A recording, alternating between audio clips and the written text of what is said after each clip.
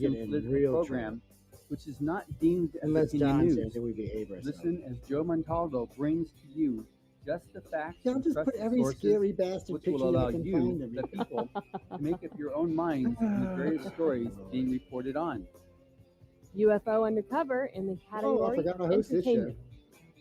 UFO Undercover brings you some of the most revealing and current research that is being done with respect to alien abductions and Yes, contact. now the government wants me Host to Joe come work for Montaldo them. has been an abduction researcher for over 35 years It's and is ridiculous. No, I'm uniquely serious. qualified to I've bring been you offered live to be interviews with some of the You most look so well-known serious in that researchers picture. in ufology.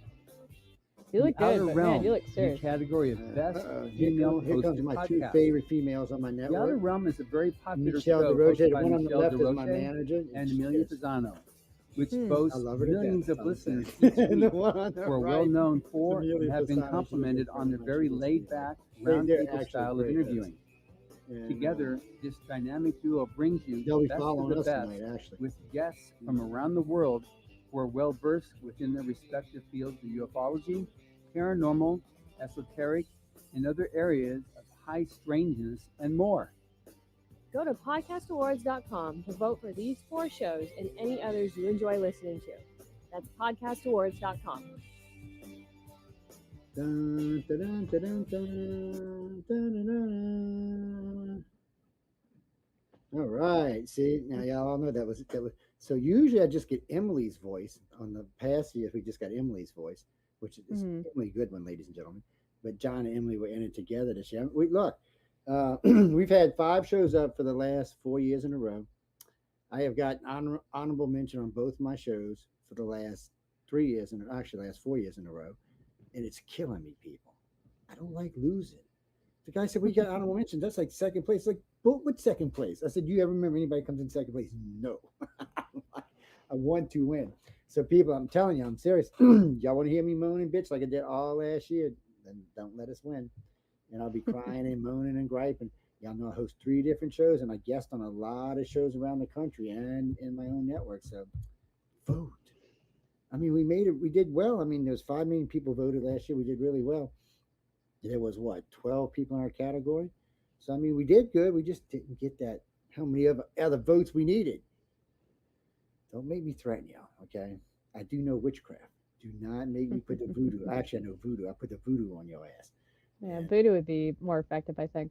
Yes. So get out and vote. Or when I go out to the swamp this weekend, well, not this weekend, but a couple weekends from now, I'm going to put the hoodoo voodoo on y'all.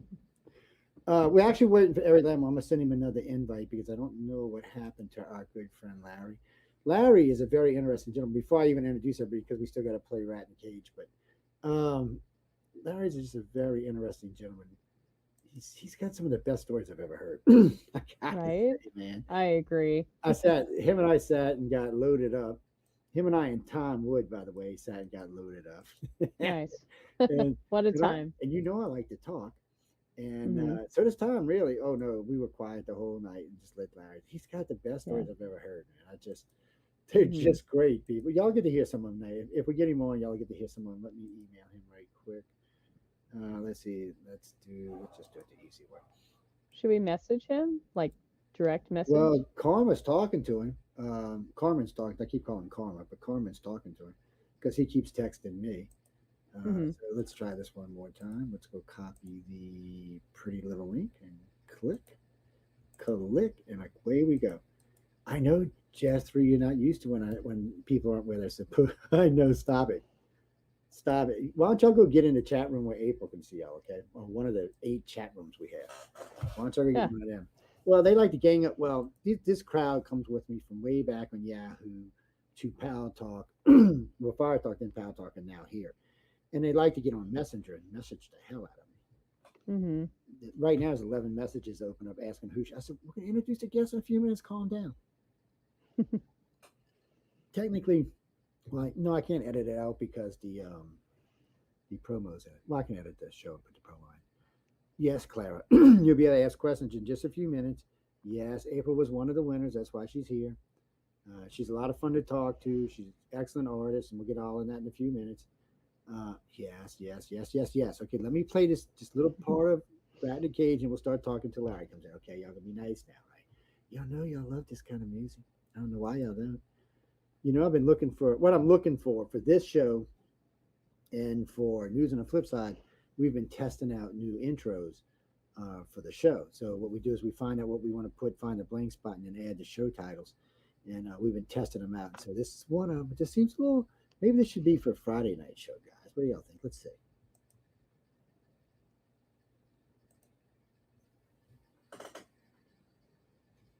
Okay.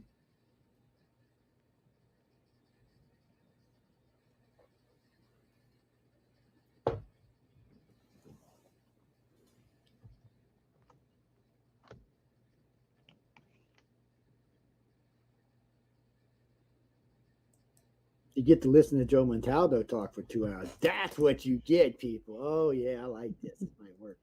Um, no, we only do 20, 30 seconds, 40 seconds because if we don't, YouTube has a heart attack. Anyway, Hmm. they're just finicky these days. Technically, we're live now. We've just been playing around. We have April Solomon with us, and hopefully, we'll have Larry Elmore in a little while. I just sent him another link, and he's working with Carmen to work it out. So hopefully, we'll have him in a little while. And because Larry's a lot of fun.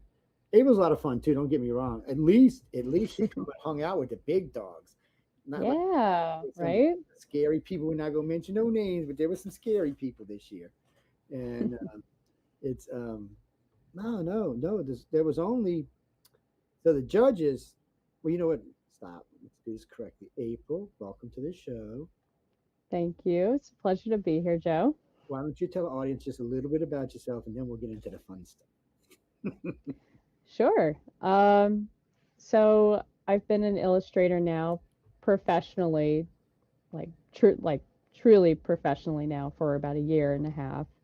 And so I recently went to the Laguna College of Art and Design. I took a 7 year term there, getting my bachelor's degree in illustration. And during that time, I definitely kind of cherry picked my own courses and felt my way through the fine art department, and but came out of that college with a degree in illustration. And my more or less my entire human career has been evolved around creating and learning how to become just a better artist in general, and surrounding myself within a very, very heavily saturated artistic community. And this is really just my bread and butter for existing. I really don't know what I'd do if I couldn't draw or paint. And I certainly don't know what I could do if I couldn't find a way to support myself professionally. Um, but my love and passion evolves around painting and drawing traditionally, mostly dragons. I'm Yeah, what she you call likes a dragon dragons. specialist. She Oh, likes yeah. dragons. Love dragons, Must be love watching werewolves, Larry too love. much. That's what that is. um, Yeah, no, she's it's good. a love of mine. You'll see later on in this book right here. You'll see later on her picture for this year's in here. Oh no, this is the one. This is one for the story actually, right? The reveal. Yeah. So that's y'all will get to see it in a little while. No, it's autograph too. It's a. What do you mean? I like getting all my books autographed. So, look, I'm notorious for getting families to autograph books. Oh yeah, a lot of these books you see up here, a lot of the winners, there's actually autographs from different family members. It depends. Like after the gala, a lot of times I'll be hanging around, sitting outside working press. So as the members are coming back, because the writers and illustrators are busy signing and selling, so they're busy. So, but a lot of times the families are milling around and stuff. So I'll catch up with them and talk to them about their children, you know when I say children, I don't mean like they're being child. I mean when they're children. Oh, anyway, actually that came out completely wrong. Oh wait, I see the great man down here. Huh? Oh, Yeah, look at this sexy bastard. Oh Hey, man, what are you doing? We love you, I've man. been hey, trying to get on Larry. for 15 minutes. Oh wait, look, we were gonna wait for you no matter what. So you didn't. I told Carmen, don't even rush yourself. Old and I'm not a computer genius anymore. I Uh, got a don't feel friend, don't feel bad. I had to call a friend up in Atlanta to get me hooked up to get me on, and I think he was having a homecoming or something, and Oh so shit. I, but It's well, hey, anyway, you're here, so you look good. So next time you'll know how to get in. It's we switched over this a couple years ago. We used to use the phone lines well, we used just phone lines forever, okay, but the audio quality was never as good as we was on Skype, and then Skype is just not as good as this. Plus, I get to see everybody's lovely face, and on which sometimes can be scary. In case y'all didn't notice, ladies, these two are good looking, but sometimes we get some scary ones come on. You know, the guy Tom Wood, he's kind of scary looking, and I just gotta say, he's got. What's that, Jack? Oh no! So this is the Larry I was talking about. No, you think of Larry Niven. No, this is Larry Owen. This is the one I was talking about. Yes, I know Larry Niven. yes. So Not very well. Larry, I met him 2 or 3 times. That's all. yeah, I've met him 3 or 4 times. But so last year, not this past 39, but 38, I was his escort. Don't ask. Just leave it alone and don't ask. The year before that, he thought I was like the ninja come to kill him. I'm not kidding you. He was scared shitless of me. Every time I'd walk up to him, he'd go somewhere else. Or he'd get somebody to put him in front of us or between us. I'm like, I'm not here to eat you, nothing, dude. Calm down. Calm down. But then for book 38, at the gala, I was just kind of walking around with him. I said, they just had me chaperoning him, I guess. But he was a lot of fun to talk to. He's got a lot of interesting stories. But, ladies and gentlemen, this is the infamous Larry Elmore. And this is the guy I was talking about, all the great stories he tells us. And Yeah, I'm telling you, I've been out burning tree limbs piled up. So oh shit. was that. My wife got me out there, and I didn't know what time it was. I'd forgot all about this. And, Yeah, well, it happens. Well, you know, I was a little worried today because I've been out. My company, we were putting up some electrical. I'm not even going to say where, but anyway, we're putting up some new lighting for a company that we work for, and so this morning driving into New Orleans because I live out on the Gulf Coast, there was a big nasty wreck. I'm pretty sure one of the rigs the drivers got killed, and wow. and then it was 8 miles in each direction, so it took 3 hours to get onto interstate, which was just a joy. I get in New Orleans, get everything done, all kind of crazy shit going on. I'm driving home this afternoon, and all of a sudden I see this black smoke bellowing over interstate. There's a car on the side of interstate just burning. God. Just and, you know, it takes like an hour to get through the traffic to get to the part of the interstate where I can get home. I was like, okay, maybe I should just if I didn't have jobs scheduled for the week, I'd take the rest of the week off, man. I told Michelle she got to get on it, so all I got to do is radio anymore because during COVID, that's all I had to do was radio. I loved it. It's you know, and we were making good money, but COVID was a weird kind of thing that went on. Not just because of disease, but there's a lot of other stuff. So Larry, man, say hi to the audience and tell the audience just a little bit about yourself. We don't want to give you away because we're going to talk tonight, but just kind of tell them hi, I'm Larry, and wherever you want to go. Okay, I'm Larry. I don't know where we're going, but we're going any direction. I've been an illustrator for since 1972. So that's before most of Wow. them, I guess. Yes, I worked. not before me, but My first job, I worked at Fort Knox, Kentucky, which is about 45 miles from me. And when I got drafted in the Army, instead of going straight to Vietnam, I spent my first year at Fort Knox. And I guess they saw in my papers that I had an art degree, so I worked in a printing plant. I learned all about publishing, and I was illustrating Army manuals. So it was a lot of fun. And then my second year in the Army, I was sent to Germany, and I love that because castles, I photographed castles, villages. yes, And it's beautiful there. the thing about Fort Knox, I'm one of the few people you'll ever meet that's been inside the gold vault. And I wish I could say that. Nobody gets in there. I did a backdoor job for them, and they couldn't pay me or couldn't do anything. It had some art and stuff, and so my boss and I and a couple more that worked on the job, they took us like a week apart, only two at one time, and that was it. And there's the guy that was doing the tour, and a guy with a pistol as his holster unbuttoned, always about 5 feet away from us all the time. So I know. Just do something, buddy. Just do something. he just died to shoot, you know. Oh yeah. But no, that was a sort of a once in a lifetime experience. I mean, that's crazy. But yeah. that's a crazy experience. I mean, I would love to be able to say I hung out. In there, I saw bars and bars of gold.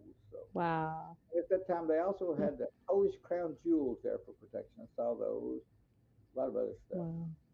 Yeah, it's crazy. Wow. Yeah. That's amazing. Well, thank you, Samantha. Samantha just sent me videos of April. Well, that's so sweet. You gotta love online. People are just so nice sometimes, and sometimes they're just whacking crazy is what they are. But hey, I'm not. You know, I'm not. Yes, I am. I'm judging, but still. From there, I got a job at. I started freelancing some. Got some work at Heavy Metal, National Lampoon. Then TSR called me up. Dungeons and Dragons wanted to hire me. I said no 3 times. In fact, they flew down to my house. The president of the company made me an offer I couldn't refuse. So I took off to Wisconsin, the cold north. And to me, it was like going to Alaska. But Hmm. I lived there for 7 years, worked for them, and then Keith Parks and I went freelance from TSR. We stayed in Lake Geneva a year or so, and then I moved out to Kentucky, built a house, and been here ever since.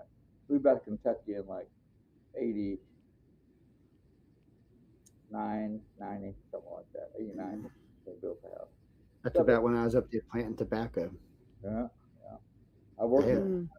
bad job, hard job. I had a friend of mine up there owned a big plantation. I'd come up in the summer sometimes. He's like, "Yeah, just sit here. Just all you gotta do is sit here and stick them in the thing." I'm like, Yeah, "What?" He said, "Yeah, just sit here." So I'd be, what am I doing? So I'd just be taking little plants and dropping them in little things and watching them go into the ground. I'm like, okay, yeah. well, There's a that big was, quill, and it would hold the plant and stick it in the yeah. ground. Just keep Hmm. rotating. Yeah, and they had a seat on each side. So one of my friends was sitting over there. We'd be talking the whole entire time and just planting plants. And then it was so funny because I'd come up there and just say, "Oh yeah." I was like, "Look, I wasn't doing nothing. He needed the help." And so he called me up one day. He goes, "Oh, I'm sending you some stuff. I get like 50 cases of tobacco and cigarettes and special blend cigars." I'm like, dude, what do you want me to do? You know, I don't smoke that much. I'm like, give me a freaking break. You're trying to kill me? He said, no, no, no. He said, that's what you give it to your friends. He said, there's something, look in the little box. There's something for you. Somebody sent me a check for 15 grand. I'm God, like, Wow. I, plant tobacco. He said, well, donate it to somebody. He said, I know you're going to bitch about it. I'm like, I would work all day long. yeah, what I would. I would work in tobacco till it got too dry. Then start hauling hay. Mhm. They liked the dark uh, uh, for $5 a day. That was Hmm. it. That was the going. Yeah, he Wow. told me, yeah, I think he told me he paid his guys like it was either 25 cents or 50 cents a plant. Huh. And I'm like, how much money you make off of one plant? Is somebody in the wrong line of work or something here? We had five, Uh, 600, 700 plants in a day, depending on how big the base is. that's what I'm saying. Wow. And they did. I mean, he had a big, huge place up there. I bet you. Last time I heard him, he told me he was switching to growing marijuana. There was more money in it. Well, there's probably a Uh, lot on that. he's like, I'm like, really? He's like, yeah. He said, Here in Kentucky has started doing that too. yeah. Yeah. Well, he's got two different plots. He's got one that's 18,000 acres, and he's got one that's 12,000 acres. He All right. inherited this. This comes back from way back, like 150 years ago. This is all family land they've had forever, and they let it Hmm. sit. I think they had farmed it out, and they just let it sit for like a decade. They don't sound like And plantations. They don't sound like farms. yeah, well, that he calls it a farm. I call it a freaking. It's Carol, a mini state, is what it is, man. A little yeah, township. That's even better. Because basically, between the two plots, there's basically a town. He's got all kind of equipment there. They got a little store there. They got a little bar there. They got all kind of other little stuff. I'm like, really? And he's like, yeah. He said, it's technically it's my own little town because it's on his land, and because the highway passes right through the middle of it. And I'm like, oh well, well, he's if like, that's what you want to do. is he a king? He thinks he's a king. I don't think his wife thinks that, but he thinks he is. Yeah. He's, I think he's, I'm he, a big head. My wife would shoot me. Yeah, well, I've always been the poor one in the bunch, so I've got a lot of wealthy friends, but I've always been the poor one in the bunch. Always. Uh, the only one's got any sense in his head too, because the rest of them are crazy, man. Crazy. My career, I just made a living up until maybe the last 10 years of my life. Not even that much. Everything started paying off. And what's paid off for me the most is when everybody was going computers, art. I told my wife, I said, well, I just released a big art book, and it made was a Kickstarter, and it made like $300,000. That's By the nice. time you pay off the money and pay the taxes, we had about 100,000 left. And I put that in the bank, and I said, we got to be careful because we're gonna have hard times. She said, why hard times?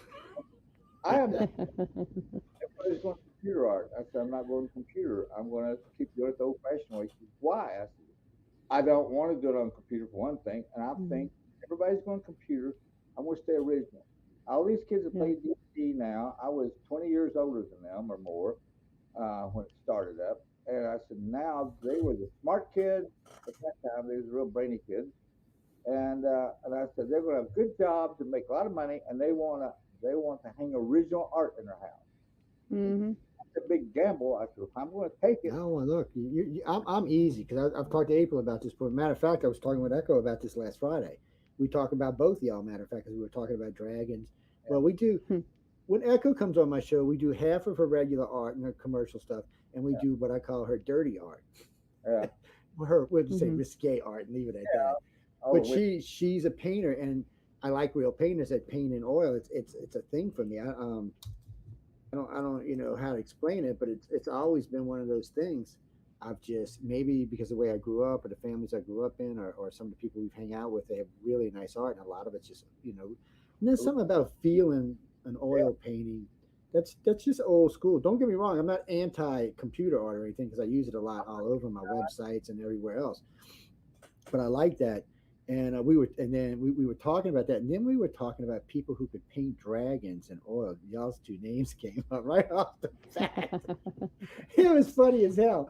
And some girl writes in and she says, she goes, "Well, I've heard y'all talk about Larry. Don't you like dragons?" I said, "Yeah." And he said, I seen that video with that young lady April, and I said, okay, what about her? Well, she likes dragons too. And I'm like, yeah. I'm like, they both paint dragons. I was like, some people Hmm. can paint. And let me tell y'all something.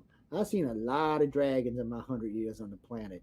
And there's some good dragons, and there's some people should never paint a dragon as long as they live. Just leave it alone. Yeah. Move on. Go paint something else. Leave the dragon alone now. Dragons have gotten bigger over the years, bigger and bigger. Yeah. I mean, I don't mean Mhm. talking about the size of them. Mhm. Now they're big as cities almost. Yeah. Mhm.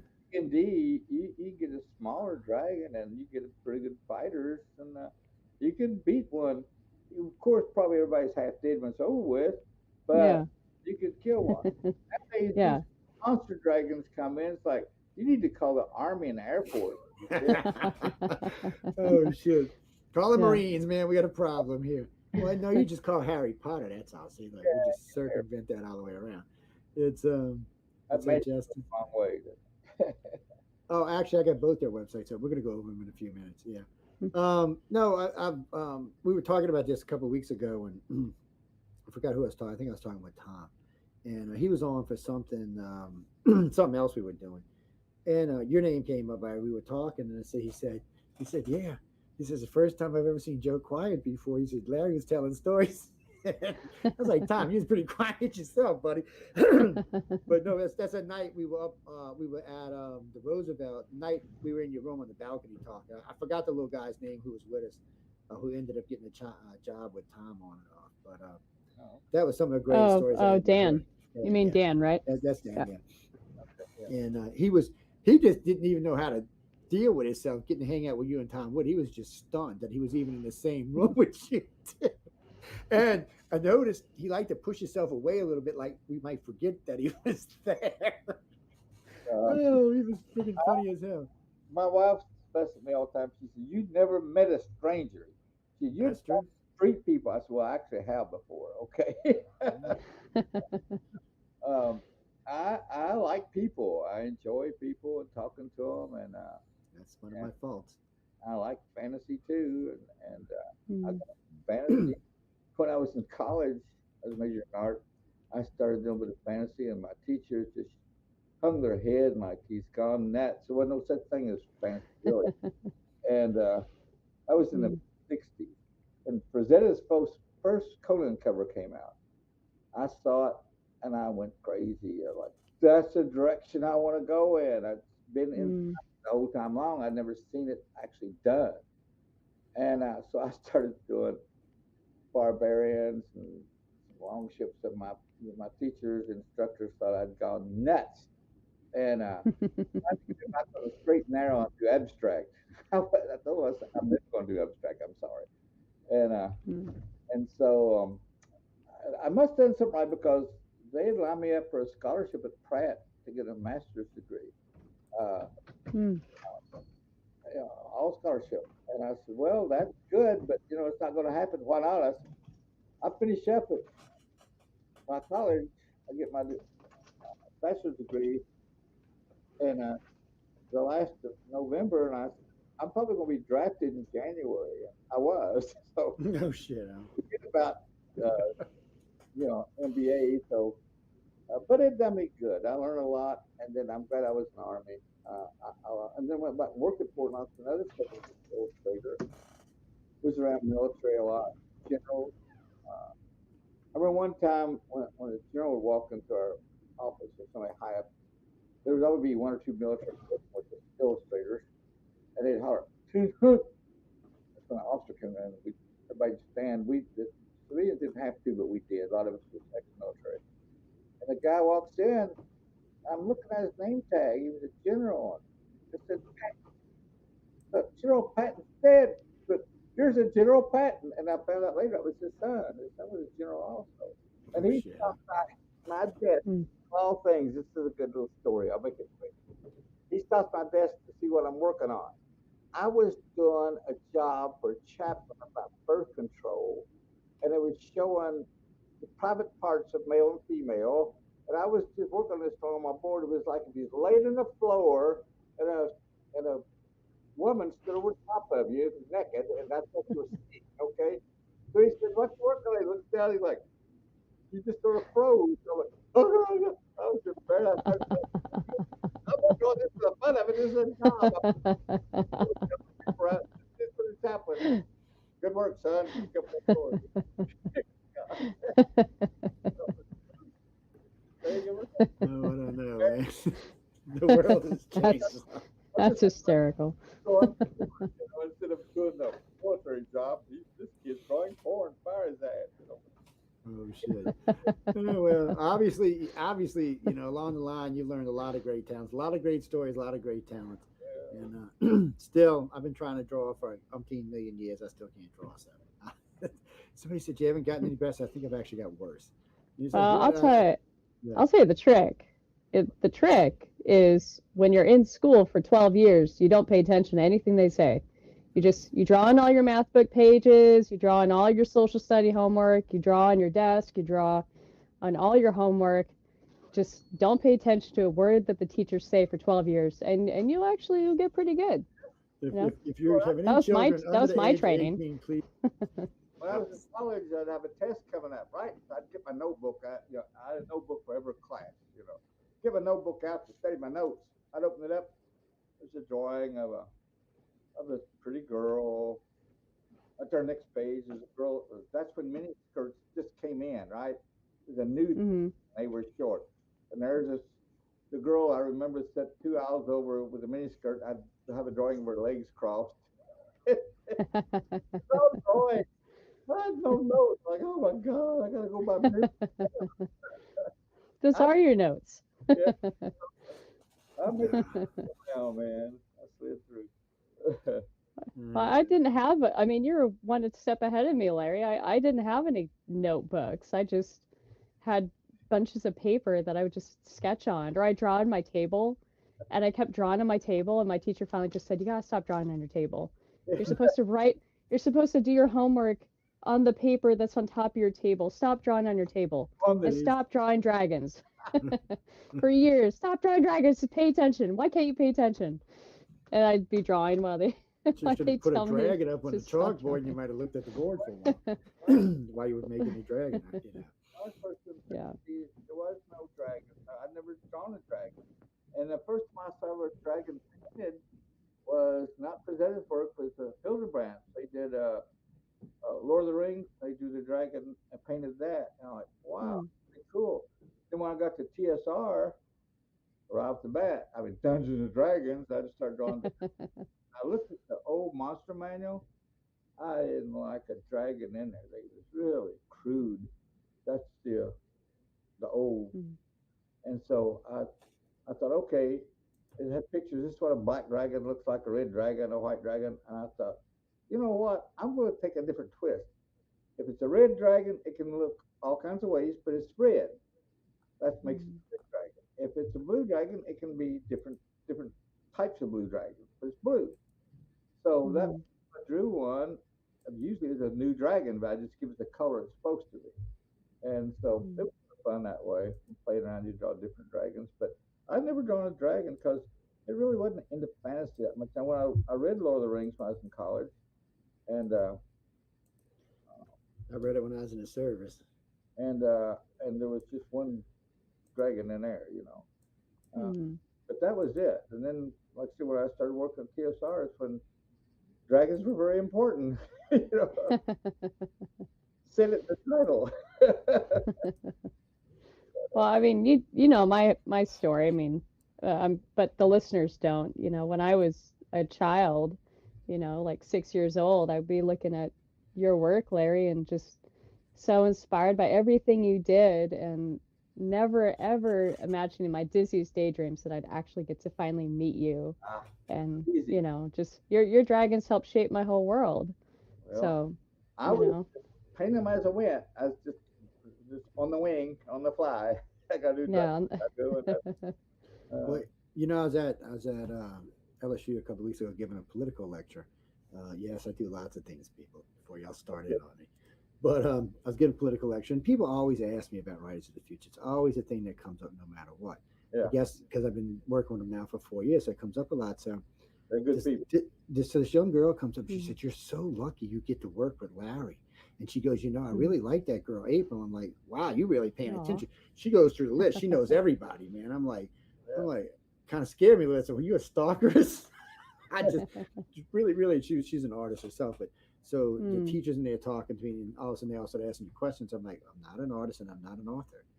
Said y'all can ask me certain questions. I said, but I'm going to tell you, it's go to writersofthefuture.com or galaxypress.com. I said, I actually had a couple of copies of book 39 with me. I said, or, you can go get the new book. And the girl's like, well, you're just so lucky.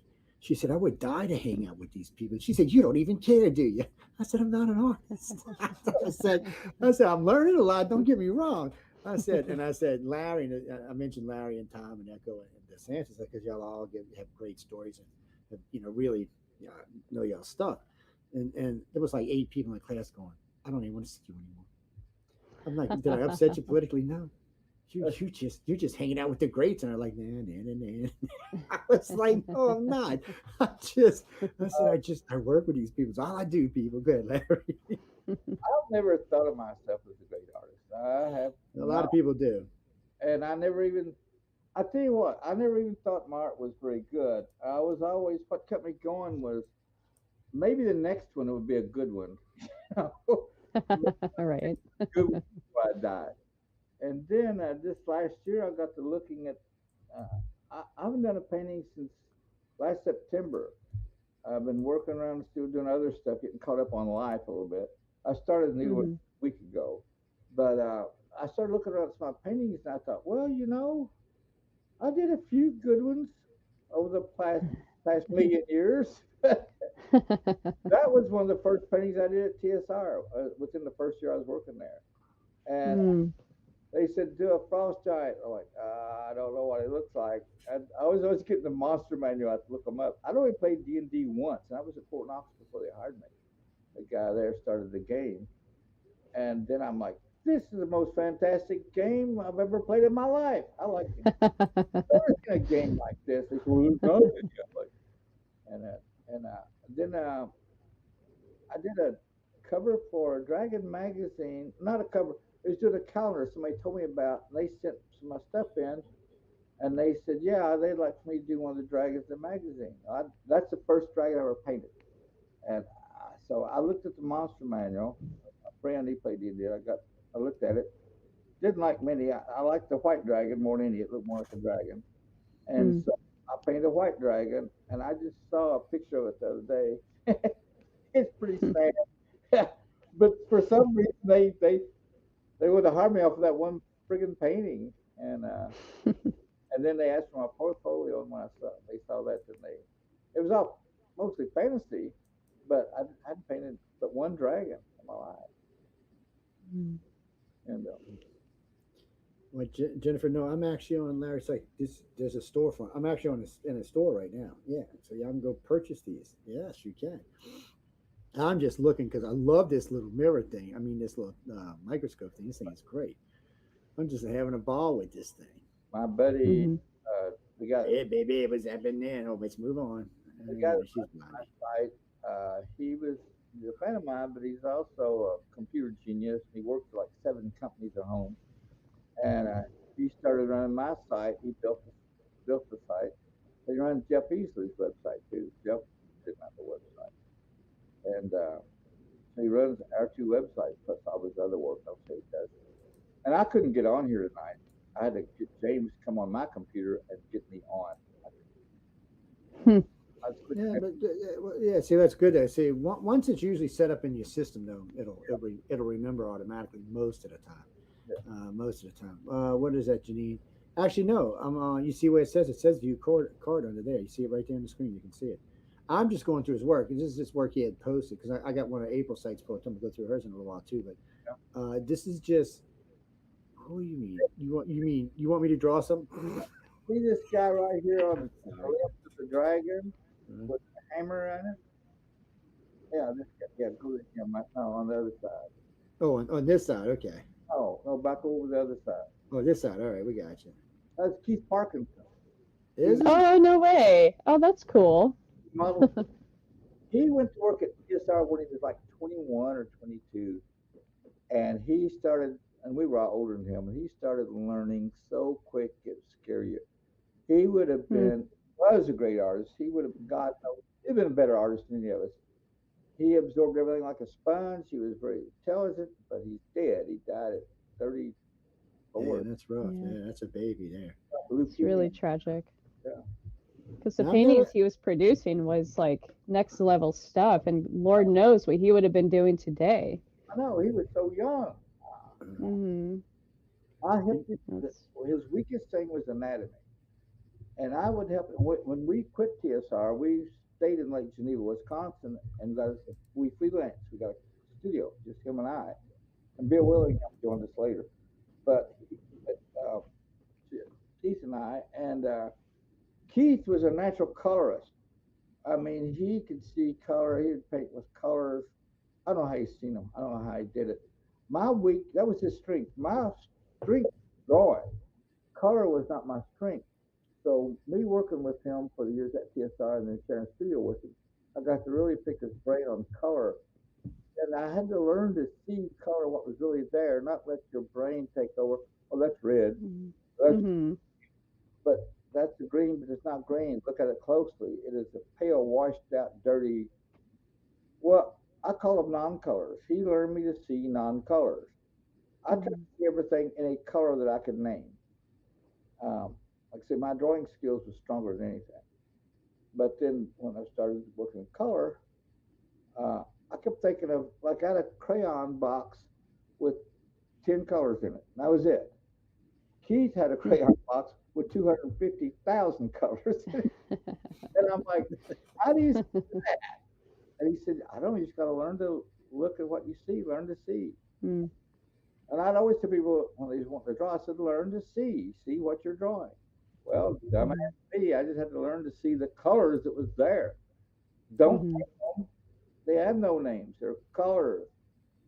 What does it take to mix that color? Not what color is it? And once Mhm. I got my brain going in the right direction, my colors really started popping more. I started working more, not popping.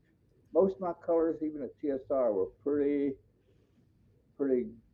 bright or gaudy colors. Now, these paintings, some of these were painted after Keith came in, and I started learning from him. And we used to have to work lots of times. Well, you could work at all hours there, but he and I stayed up a lot. And I would teach him. I'd get over to his desk, and I would teach him anatomy and teach him drawing. And then I would go and have him pick apart the painting I was working on, and he'd talk to me about color. And so we both taught each other a lot. Mm. All right, Smiley. We're gonna call this guy Smiley. It's we're just giving him a new name. What is that, Denise? Oh no, those are watermarks. You see, so that you can't copy the picture and use them. Yeah, those What are you water. say. No, that's what it is. That's what it's there for. Yeah, I have it in a lot of our stuff. Oh yeah, because people. No, what are you talking People about? steal. No, yeah, people do steal. And Mm. actually, we'll talk about that maybe a little bit. But last week when we've talked about it. Let's see, Jeff Weiner was on with us talking about it. Tom Wood talked a little bit about it, and Echo talked a little bit about AI art. And right now, I'm anti AI art, so I'm being upfront about it. Maybe when somebody figures out how to keep everybody safe from it, then I'll be Hey, okay Mhm. with it. it's here. We're done. Oh, it's here. Yeah, there's nothing you can do about it. It's here. But as people long as you can't copyright it, it's not costing anybody any money. the people that paints by hand that does actual artwork, Yeah. uh, we're screwed. I mean, you don't have to be an artist anymore. I mean, people would just pick up an iPhone, and this has happened to me two or three times. They sort of show me and laugh, and they said, uh, whatever they say, Siri or whatever is on the phone, uh, paint me a dragon in the style of Larry Elmore. And then Mm. in a minute, less than a minute, there'd be six paintings show up, full color paintings. They looked a little bit like my style, but I think they're original paintings. I mean, it just made these things, I think. Yeah, Congress is talking about this because right now you can't copyright anything AI. So What have you you got c- to th- decide? that's why that's why companies don't want to use it because they don't own it. So in other words, somebody could make a picture like this from an AI, and then I could use it. Anybody could use it. Yeah. So they don't want that because they don't own it and they can't make any money off of it. So Mm. and right now nobody wants to give AI any kind of copyrights I mean, because eventually some company will make its own software and then the trouble will start. But yeah. they're still gonna need artists because let's Yeah. be honest, a pencil pusher doesn't have the imagination for what you're going to need to turn out true art. You can tell the computer all day long, and he's going to look at it and think it's okay, but when other people see it, they're going to be. Because a good friend of mine, Jason, the other day did one. He said he wanted what did he want? He wanted a dingo fighting um, kangaroo. He got a six-legged dingo with four eyes and a three-legged kangaroo with an arm right in the middle. The reason why is because one, there's too much stuff from to choose for now. When it was just minimized now, but now it has the whole world web to choose from, and it's confusing. I've seen this a few times now. It's well, actually confusing itself. it's going to get better and better. And right now, it's overthinking itself. So, but it is going to get better and better. I mean, I had Jeff Weiner do me a banner. I said, I forgot what I told him I wanted. The freaking thing was fabulous. I'm not even gonna lie. But I don't own it. I mean, I could use it on my websites, but I don't want to do it because if I don't own it, and we build the brand on it, and people get to know it, and then somebody else decides they want to use it, there's nothing I can do about it. I'm just so I'm kind of like I like to stick to. I mean, we have people we work with that do art for us, and then I can't draw, but I can put banners together all day long. I know how to do that now. Don't get me wrong. I can put art together. I can't create art myself. And not in the sense that y'all two do it. Well, that you sort of bring up something like what's good though. At least a lot of people I've found out that's got a lot of money. They like to have original art in their house. Yes, Framed. they do. Mm-hmm. And so what it's going Yep. to, if you're a good original artist, they're going to buy this. They'll buy your art, and you Mm-hmm. can make prints, copyright prints, and sell. Um, and so you can still make a living, but I quit doing commercial art probably in 2023 because the paperback books and stuff was getting more and more stupid, and the art I had to do for the covers, I didn't think I could even sell them. Just stupid subject matter. And so I quit. And I said, well, I just started taking on contract art. People call me up, would I do a painting? Well, I got booked up for like 2 years off the bat, and I was only charging like four thousand a painting, and I thought that was a lot. And and Yep. so and I painted big paintings, a lot of them close to 30 by 40s. And so I got booked up so much, I raised them to 10,000. Then I raised them to 15,000. Nice. Finally went to 20,000. That was 2 years ago. It's going on the second year, and I got booked up for a year solid. And I thought, I don't feel right charging more. I felt guilty, and Mm. I'm quitting. I'm quitting Mm. painting, paintings for other people. I'm Mm. 70. I'm going to be 75 in August. I'm 74 years old, and how many paintings I've done just for myself? Maybe a handful. Mm. I'm running out of time, so I'm not doing any more commercial work, not for a private contract. Mm. Just going to paint for myself on out, coast on out, Yeah. and do a few. Before I get too old, your eyes too bad, and your hand shaky or something. Right now, my hand is steady as always was, and Mm. I can still paint okay. As new technology comes along, you might not even have to worry about that. Just recently, let me move me get this down for a second. Just recently, they came out and said that within 8 years, they're going to stop the aging gene. Okay, well, I said, well, I'm kind of old. That's not going to help me that much.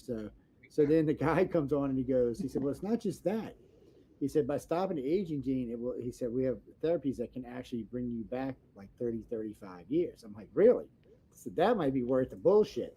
So But overpopulated. I'll be living elbow to elbow. We got they'd have to put Right. rules on that. They'd have to instantly put rules on it. And I said this to a friend of mine the other day. He said, well, you wouldn't like being 35 again? I said, nope. He said, No. Joe, you were great at that. I said, I love 35. I had a lot of fun. But I said, the age, I am really happy at the age I am right now. I I'm like comfortable. My brain works better. 60 was a good age. Yeah. You were mature, you learn a lot, and I could still do everything. Well, I still can do almost it. But You know, I've been enjoying life so far. 30s was okay, 40s was good, 50s has been great, 60s is going to be great because I know where I'm going when I'm going into it. So I'm comfortable where I am in life, which is I can't say that for most people. April looks like she's about to smack both of us, man. I don't know. I'm just teasing. And so wait, you know what? Yeah, hold on, Gina. I'm gonna put some of hers up right now. Hold on, give me 1 second. I love it. I mean, I just turned 40, and You're a baby, you know, man. Oh my and god. I'm That's so awesome. thrilled. Like I wasn't like I don't want to be upset about getting older. I want to be excited because I know there's a new chapter that's on the horizon for me. And 20s were, I mean, horrible. I'll tell you Because I what. made it horrible, and Yeah, 30s were most of us. great, but 40s are awesome. 40s are going to be great. I worked myself to death through my 40s and 50s and 60s, and Hmm. I missed out a lot on life. I guess what I compensated for because I always liked motorcycles and hot cars, hot rods. I started Hmm. young, and all my life I've just ever since I got out of the army, I've had a motorcycle, and I I did too until recently. keep trading up, keep trading up, and Hmm. finally I had at 70 years old, I sold my last motorcycle. It was a big Harley. It was beautiful, chopped and everything, and but I still got three hot rods in the garage, and Nice. one of them was a 1934 Ford Coupe. That means it's got the little top and trunk. It's open wheels, an open engine. And the engine's got 750 horsepower. Oh yeah, we want to travel there. Mm, that's fun. That's what I'm talking about. It will scare you. I mean, it'll scare you. Whoops. You've earned it, Larry. Yeah, You paid your dues. You've earned it. took a kid for a ride in it day before yesterday. I think I scared him half to death. How fast did you get it up to? Well, just going through the gears, it's four speed. Well, it's got a fifth gear, but that's more a road gear. So it's four in the floor, Mhm. And its second gear, it throws you back. By the time you get in the fourth, you're probably running over 100, and you start to get, and it keeps pulling. You start to get what I call like tunnel vision. It's like your Mhm. vision gets tighter and tighter down to one little circle where you can focus, and everything else is a blur. And the first time it happened to me, I thought I was going blind or something. It scared me to death. And Ah, but you're going so fast that and you're looking straight ahead, and it's weird. It'll do that to you. mhm. I don't know anything over 140. I've had it that fast, a little over 140. It's funny you said that because when I was young, I used to race dirt cars. I had a blast too. And then a friend of mine, fastest I've ever been on land is 185 miles an hour. That was on a motorcycle, by the way. That was a Kawasaki 1200 with a drive shaft, which I'll never do ever as long as I live. I was 26 at the time. That's just was ignorance. So, but it's not the fastest I've ever been. The fastest I've ever been is Mach 2.5. And yes, yes, I used when I was in the Navy. So the Navy had a rule, well, the pilots had a rule, not the Navy. The pilots had a rule: if you worked on their jets, then you had to go up in it at least one time. So when we go out to Fallon, Nevada, Fun. so we go out to if they either picked you up somewhere and had to bring you out to the ship, or if we were at Fallon, Nevada for the bombing derbies, they would always make you come up in the planes with them. So the first one I ever got to go in was the ACF Core 7 2. It was a piece of junk. at 600 miles an hour. I felt like the whole thing was going to fall apart. Oh my god. And but then I got to do an F-14, then an F-18. I was like, uh-oh, now we're getting serious. Man, they'd nail you back. You couldn't even move. You'd be like, God, yeah, okay, what's going on? I loved it. I loved it. I had a blast. And he said, well, you're not even worried. He said, well, I don't need to bring you no more. He said, obviously, whatever you're fixing, you're not even worried. I said, no, I'm having a ball. I said, no, look, it's breaking. Take me many times. But we had a lot of fun out there. But we worked. We'd be on 48 hours straight, no rest, no sleep, no nothing, and then 48 hours off. And we all had places at the Mustang Club. We all rented rooms there, and that's where we stayed. And if you don't know what that is, people, you don't need to know. That's all I can tell y'all. They had good food and lots of booze and lots of people. Let's leave it at that. How's that? Yes. I was Sounds young like a good back then. time. Yes, it was a lot of fun. We had a lot of fun, and everybody was there. It wasn't just the enlisted or the officers. I was just getting transferred because I was enlisted when I went in, but the guy said I had too many talents to be enlisted, so they made me. They skipped me over instant and made me Lieutenant JG, and then after 2 years, they made me full lieutenant. So I was happy. I mean, I got bumped up quick. And then I decided, you know what? It's time to get out of this place. They offered me all kind of money to stay too, because I had all kind of degrees from advanced avionics, advanced electronics. I took a couple leadership courses with them. I'm like, no, I don't want to be on a ship anymore. How's that? I said, you know what? Give me land duty. I'll stay. If you're going to put me back on a Nimitz floating around forever, nope. Let's forget it. But man, I'm not kidding you. You'd go 9 months, you'd never even see land. You'd kind of start wondering if there was even land left on the planet. You're kind of like, what's going on? How can you sail around for 9 months and not even see land? I mean, that was It's a weird feeling, I bet. But I had a friend who was an artist who used to sit out there every day, and he would sit in the front. And he'd draw the water, he'd draw the ship, he'd draw the planes, he'd draw the people working. He was pretty good too. The Navy hired him for a while, but he decided to go out and go professional. I haven't seen him ever since he went professional. So hopefully he made it and is making some money somewhere and doing good. No, that's April's dragon. Isn't that a dragon, or am I just seeing things in my backwards?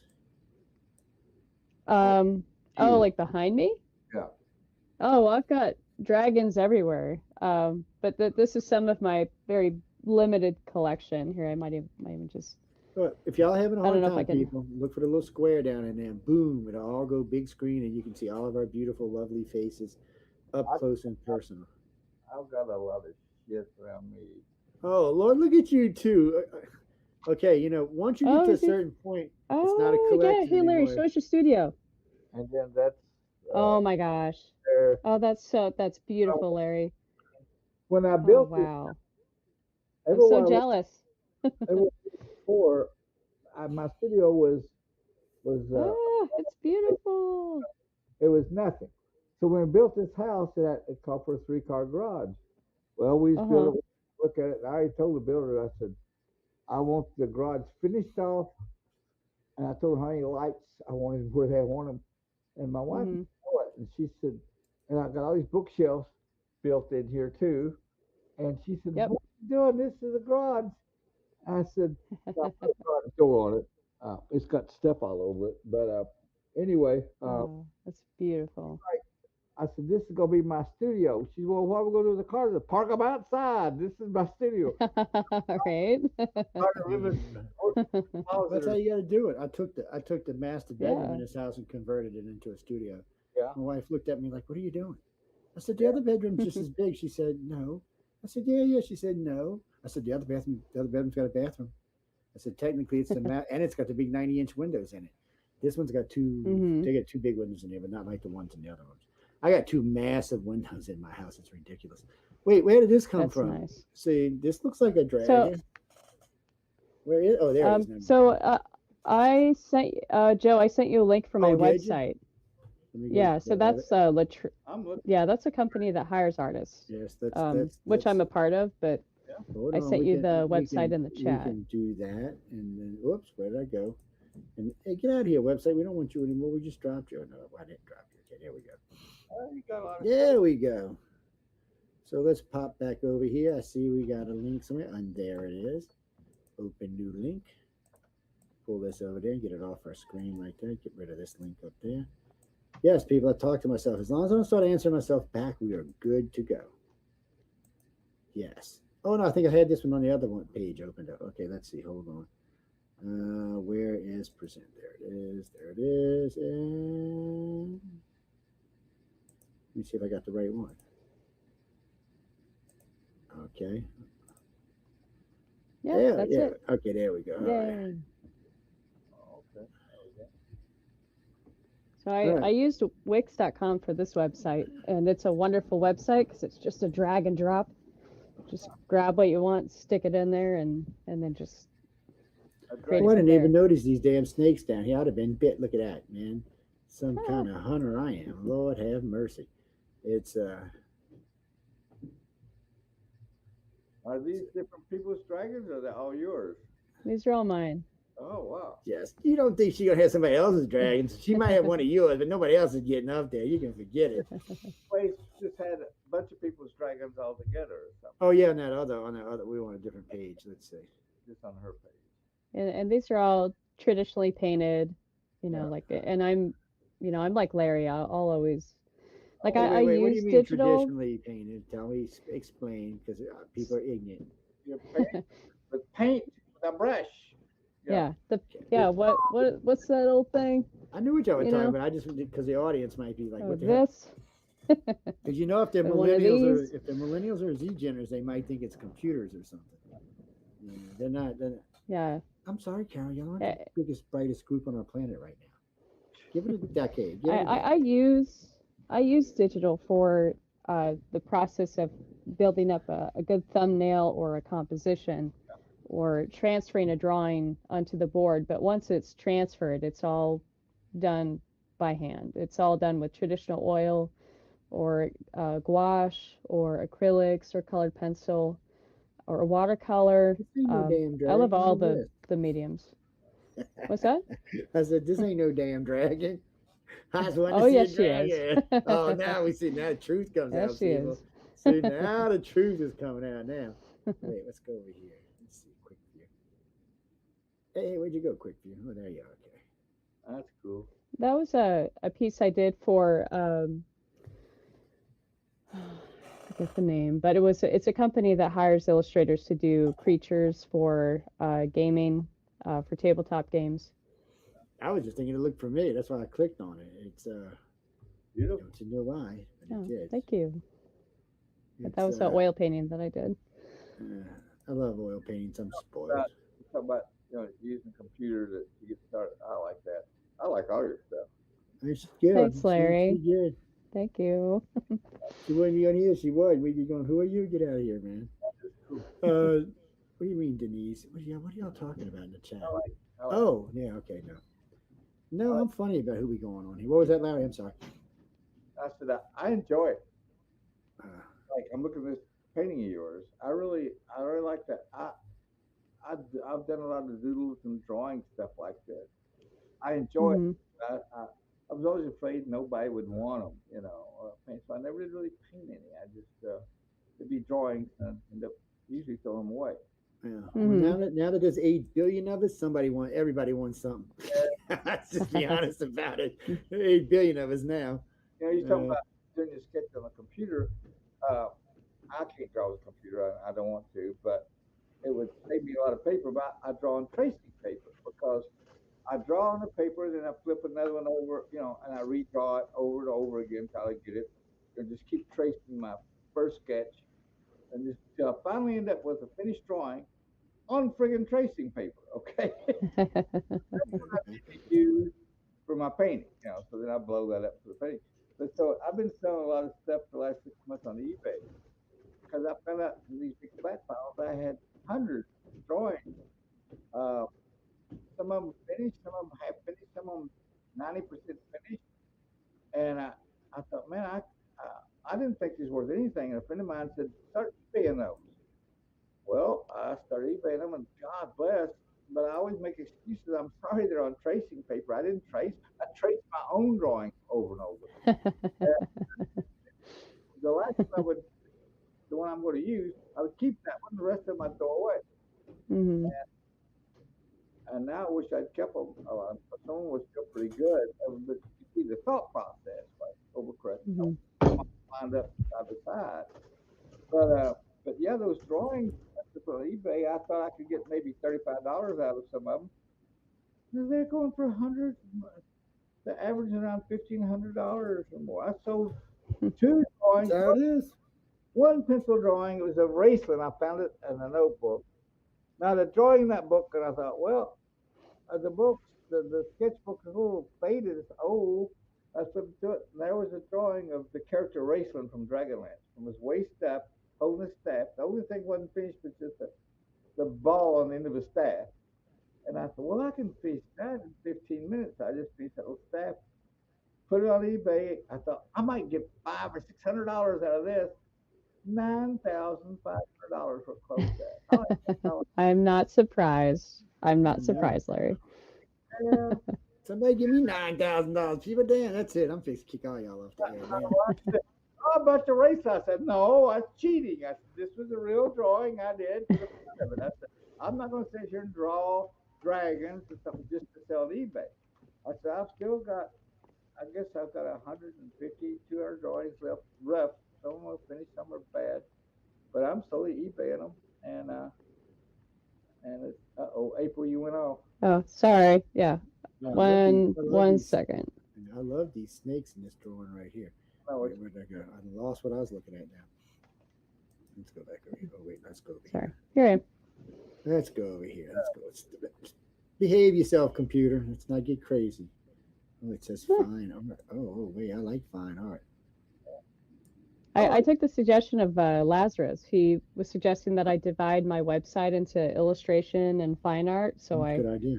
took his suggestion and sent him the website, but I know he's very busy, so Yeah. I don't know if he's seen it yet. I'll ask you. I'm talking to him a couple. His books get ready to come out, so it'll be back Oh, here. wow. It'll be back here pretty soon, along with Wolf's book. But April, yeah, he was just on 2 weeks ago. I'm sorry. There you go, man. what do you determine fine art and illustration? So, okay, it's such a great question. I had that same question too. And so I went online and typed in illustration. Like, what's the difference between illustration and fine art? An illustration is something that someone does to promote or sell an idea or a product. Yeah. Um, a fine art, and this is really funny. If you Google fine art, what's the definition? The definition is to make art for art's sake. Okay. Yeah. And I thought that was a fun definition. Okay. I knew that's the basic definition. Yeah. Because yes, the painting I'm working on now is no different from others, but it's fine art because I'm doing it for myself. Can we see it later? uh, oh, I can go get it. I'm just still working on a background woods forest on it. I haven't got to the front part. Oh, cool. And Well, I want to see it. Let me know when it's up. When I bring it up here, I'll move the screen around. I'm just going through yours right now. If y'all see Thank anything, you, these Joe. are all for sale. You can buy all of these. I'm just flipping through them as we're going along. I'll And, try. whoops, no, Ooh. man, I did it again. I lost where there I was. I couldn't figure out where the hell I was. I was like lost again. Share. You know, if you ever need help with websites, I build and design. I have 36 of them up. I'll try to do this.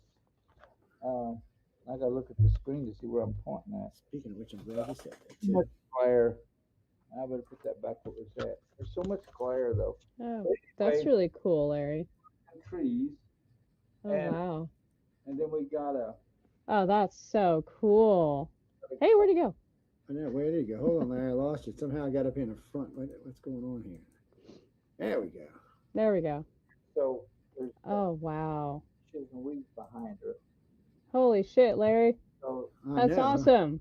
and these Damn. are the sticks stacked up. Okay. Wow. Gal, That's so cool. So are you drew it on, like you drew the drawing directly on the surface on masonite, now you're painting over the drawing or glazing over it? yes and no. I did. Okay. I used to do that. I would do the drawing, not on mason. I did it on paper, and then I would transfer it down and all that stuff. Hmm. I'd usually all end up on tracing paper, or I would. That's why I messed up a lot of the good drawings because I would put lead on the back of the tracing paper, and then I've lost all you all. Can y'all see me? Oh, do you see us? I see Yeah, you. I see him. Yeah, I see him just fine. See you all. But anyway, oh, I found a place in Nashville. It was a sign place, and they did signs. And I was down there, somebody told me about them, and I went over to see them. I don't know why I had to see them for, but I was watching. They was printing from the computer, printing a sign on this humongous printer uh, Hmm. that was, I guess, the surface where you lay the artwork down is, or the paper or the board is going to be printed on, was probably 10 foot by 6 foot or 8 foot. And Good so, Lord. holy cow, and they can print that big, like banners. I said, can you Wow. can you print something on masonite? They go, sure. So the next time I had my drawing all done, I scanned it in, put it on a thumb drive, took it to Nashville, and they printed on my masonite. So that's Wow. like a day and a half of transferring Oh, all that stuff down. oh my God. Uh, that's it. What's that, Jeffrey? No, we're not talking about that at night. Sorry. I wish Uh, I wonder what happened. You just lost us there, huh? I don't know what happened, but I see you. You got us. I mean, we see you. I still can't see you guys. Oh Oh, no. really? Can Oh, you hear? look, Oh, look, look, look at the bottom. They got a button down there that says "Stop Cam." You might have hit it by accident. I do all the time. There's it. Oh, Oh wait. Oh no. Hit it back again. I hit it again. No, there you're you back. go. Yay. we're back. All right. There we go. Yeah. But yeah, Yeah. so once they transferred, and also right after that, well, the next thing I had to do, I was doing something for EverQuest, the video game back then, and they Mm-hmm. it was a big. The painting covered my whole artboard, on my desk. And I had the masonite cut, and I said, "This is huge." And they bought the original and hung them up. Wow. So That was a 10 by 6 foot painting they bought? it wasn't. No, it was about 5.5 foot long and about 3 foot tall, something like that. And Wow. I thought It's big. I had the board cut, and I thought it's going to take me a week transferring this thing down. I had them all done on tracing paper. I drew and drew all the parts, and I thought, you know what? I had all the trace paper scanned and the puzzle put together. What I was going. So, Uh-huh. those the first two of those I did transfer all down. Took like 4 days to transfer the drawing on the masonite, and then Wow. I did. I took off to Nashville and they printed it on for me. It saved me 5 days, 4 days of print, and I just painted it. Did the painting around the masonite. It's your drawing on there. That's wonderful. And Wow. that was great. Yeah, That's so cool. To skip a whole step like that. yeah. They just do it for you. We're gonna That's call this awesome. guy the Mardi Gras Dragon. The Mardi Gras You dragon. got the Mardi I Gras like colors. that. You got purple, green, and gold. Hey, man, he's the Mardi Gras Dragon now. I like that name. I still have him. I was showing him at the Monsterpalooza show just a few 2 weekends ago now. I I was tell at you, Monsterpalooza. I tell you what you ought to think about. They do posters every year down here for Mardi Gras, and they're always looking for artists. Matter of fact, I think it's a little contest Oh. these days. And so Larry Hatch, who originally did them, he did or he didn't do all of them, but he did about 8 or 10 years. He did the Devil and the Angel series. One of his Oh, original cool. ones, beautiful painting. I was in the French Quarter walking around through all these because it's just a shitload of old paint shop, Mm. old galleries down there, and they're all oil based. They got stuff hidden in corners, probably haven't moved in 10 years. So I'm Mm. going through it.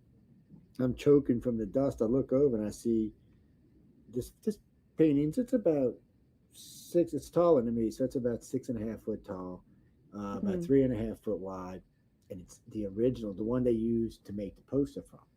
I was like, Oh, wow. really? It's signed, the whole 9 yards. It says on the back what it was used for. Oh, it's got all the paperwork with it. I'm like, really? I said, how much you want? I think he's gonna want some outrageous price. He said $750. Actually, he said $1250. I said $750. He said $750 it is. So I gave him $750 cash. I had a friend of mine come pick it up, and I said, I'm gonna put it in the living room. And someone, my wife said, you ain't putting that nowhere in my damn house. I was like, but babe, it's an original. It's great. She said, it ain't going in my house. I was like, oh, okay. So I put it on auction. You don't even want to know what it sold for. You tell me you want to know Wow. what it sold for.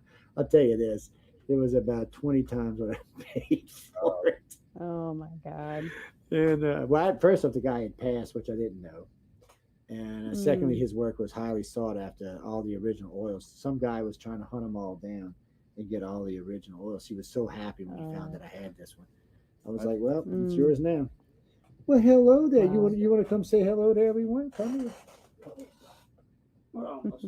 Well, come here, Ellie. Hold on. I gotta bring my dragon into the picture. Oh, She's my cute. dragon. Aw. All right, there. Look, the dragon lady.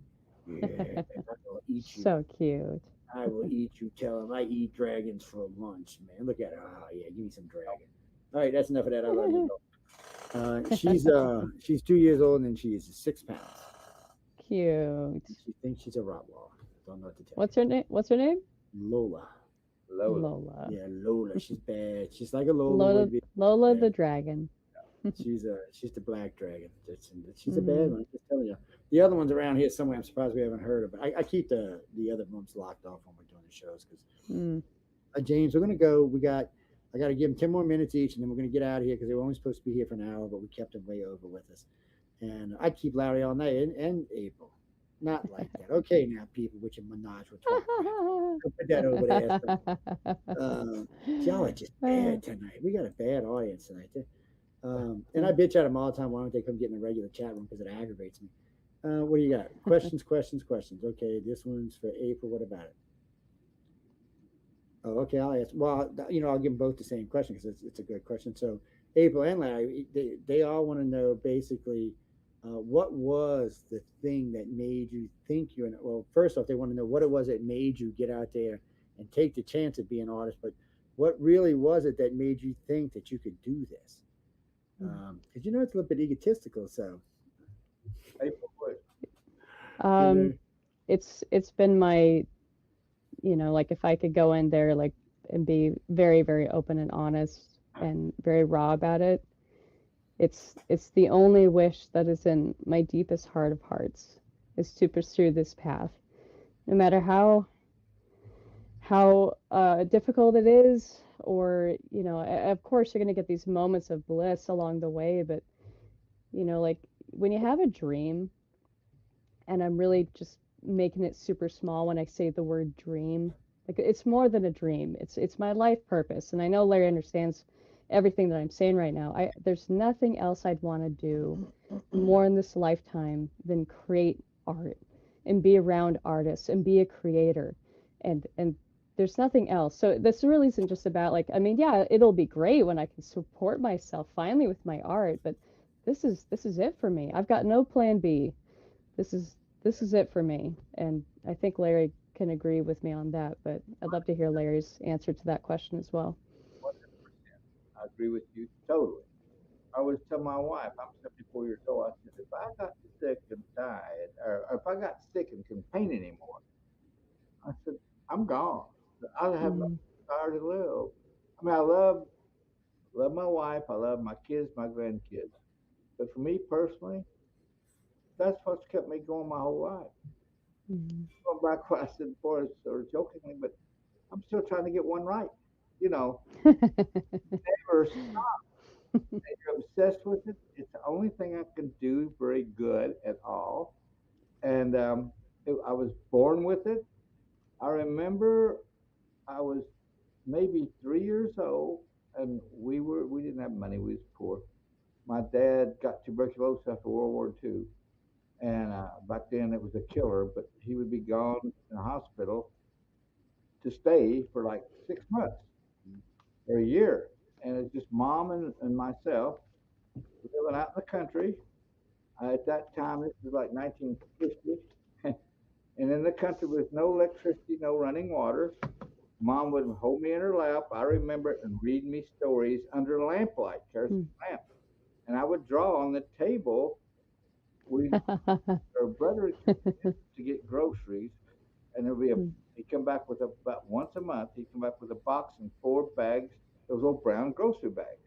Well, Mom would cut the bags up flat and lay them on the table, and set a lamp in there, a kerosene lamp, and I would draw on those all 4 bags, every inch of them. I draw stuff, and then I would draw on the box, every inch of the outside.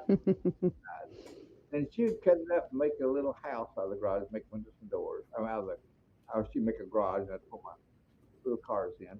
It'd be about time to get groceries again, so the cycle started again. But one of my So cool. memories, we rented this little 2-bedroom house. Dad would go back in the house. He was gone. He spent most of his time in the hospital the first 10 years of my life. But he finally beat it and lived to be 94 years old. But I remember we moved this little 2-room house and they just painted it. And I walked in there and I was probably about 3. And I had a pencil and there was that big white wall and I drew a car on that wall. Mom caught me about halfway through. And she rubbed the wall, throwing my drawing off. I thought it was car I never drawn in my life. I never forget. It looked like they were perfectly round. I'm sure they were this way, but they looked like. And that just killed me, man. I told Mom, I said, "That's my best. You don't draw on the wall, but it was perfect." And Oh, Going damn well. but I it's my magnum opus. I drew my whole. I got in the first grade, 1-room country school, 1 through 8th grade.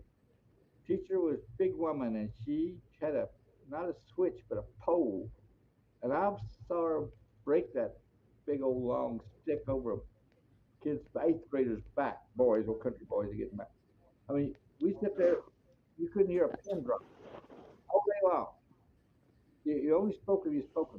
So this is the first time I had a tablet. I had a real tablet, all mine. So she teach the first graders for about 30 minutes in the morning, maybe not that long. You just have to go through all these grades. So we was up there just sitting at our desk doing nothing. You couldn't make a sound. So I have a whole tablet. So I started drawing with cars, girls, and I was 5 years old. I was trying to draw naked women every day. and and one day, about the second week of school, she said, "Everybody got a new piece of paper." She come back to first graders again in the evening. And I looked and I drawn my whole tablet up. And I'm like, raised my hand. She said, "What?" I said, "I don't have any clean pages." She said, "That's a new tablet." She got up and grabbed my tablet, got to the next. So she kept my tablet, went to her desk, wrote a note, so we give it to my mom and dad. My dad was home at the time. He's out of the hospital then. And I give him the note. I didn't know what it said. I couldn't read yet. So they was sitting at the kitchen table reading the note, and every once in a while they both look at me. And so Dad took me to school the next day and went in and talked to the teacher. Well, she waited till all the class was set down because your pin dropped.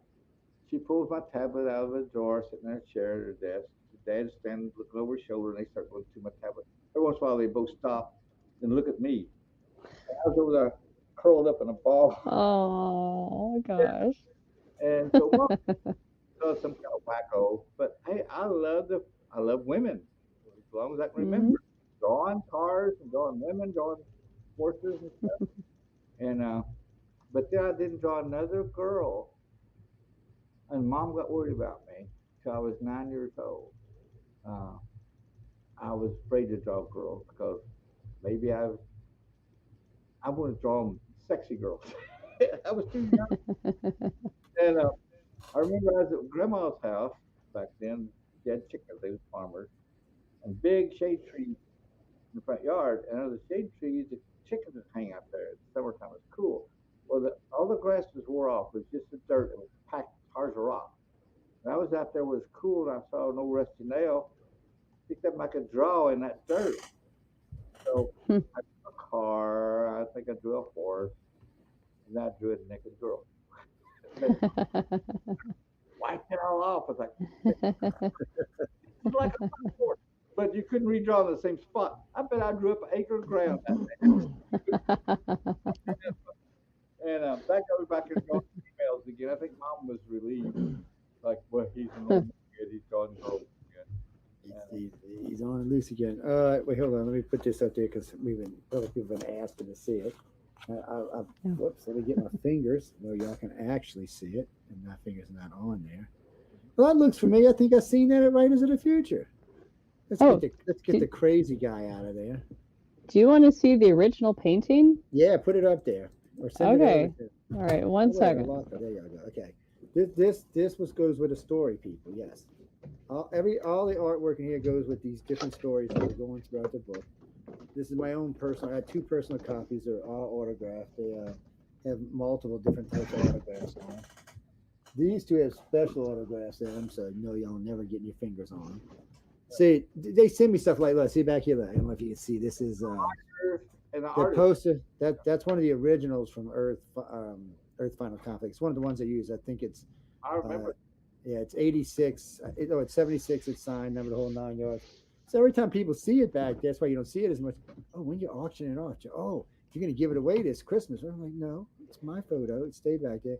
And the one right next to it, that's a paddle wheeler sinking in the swamp. People are always trying to get it from me.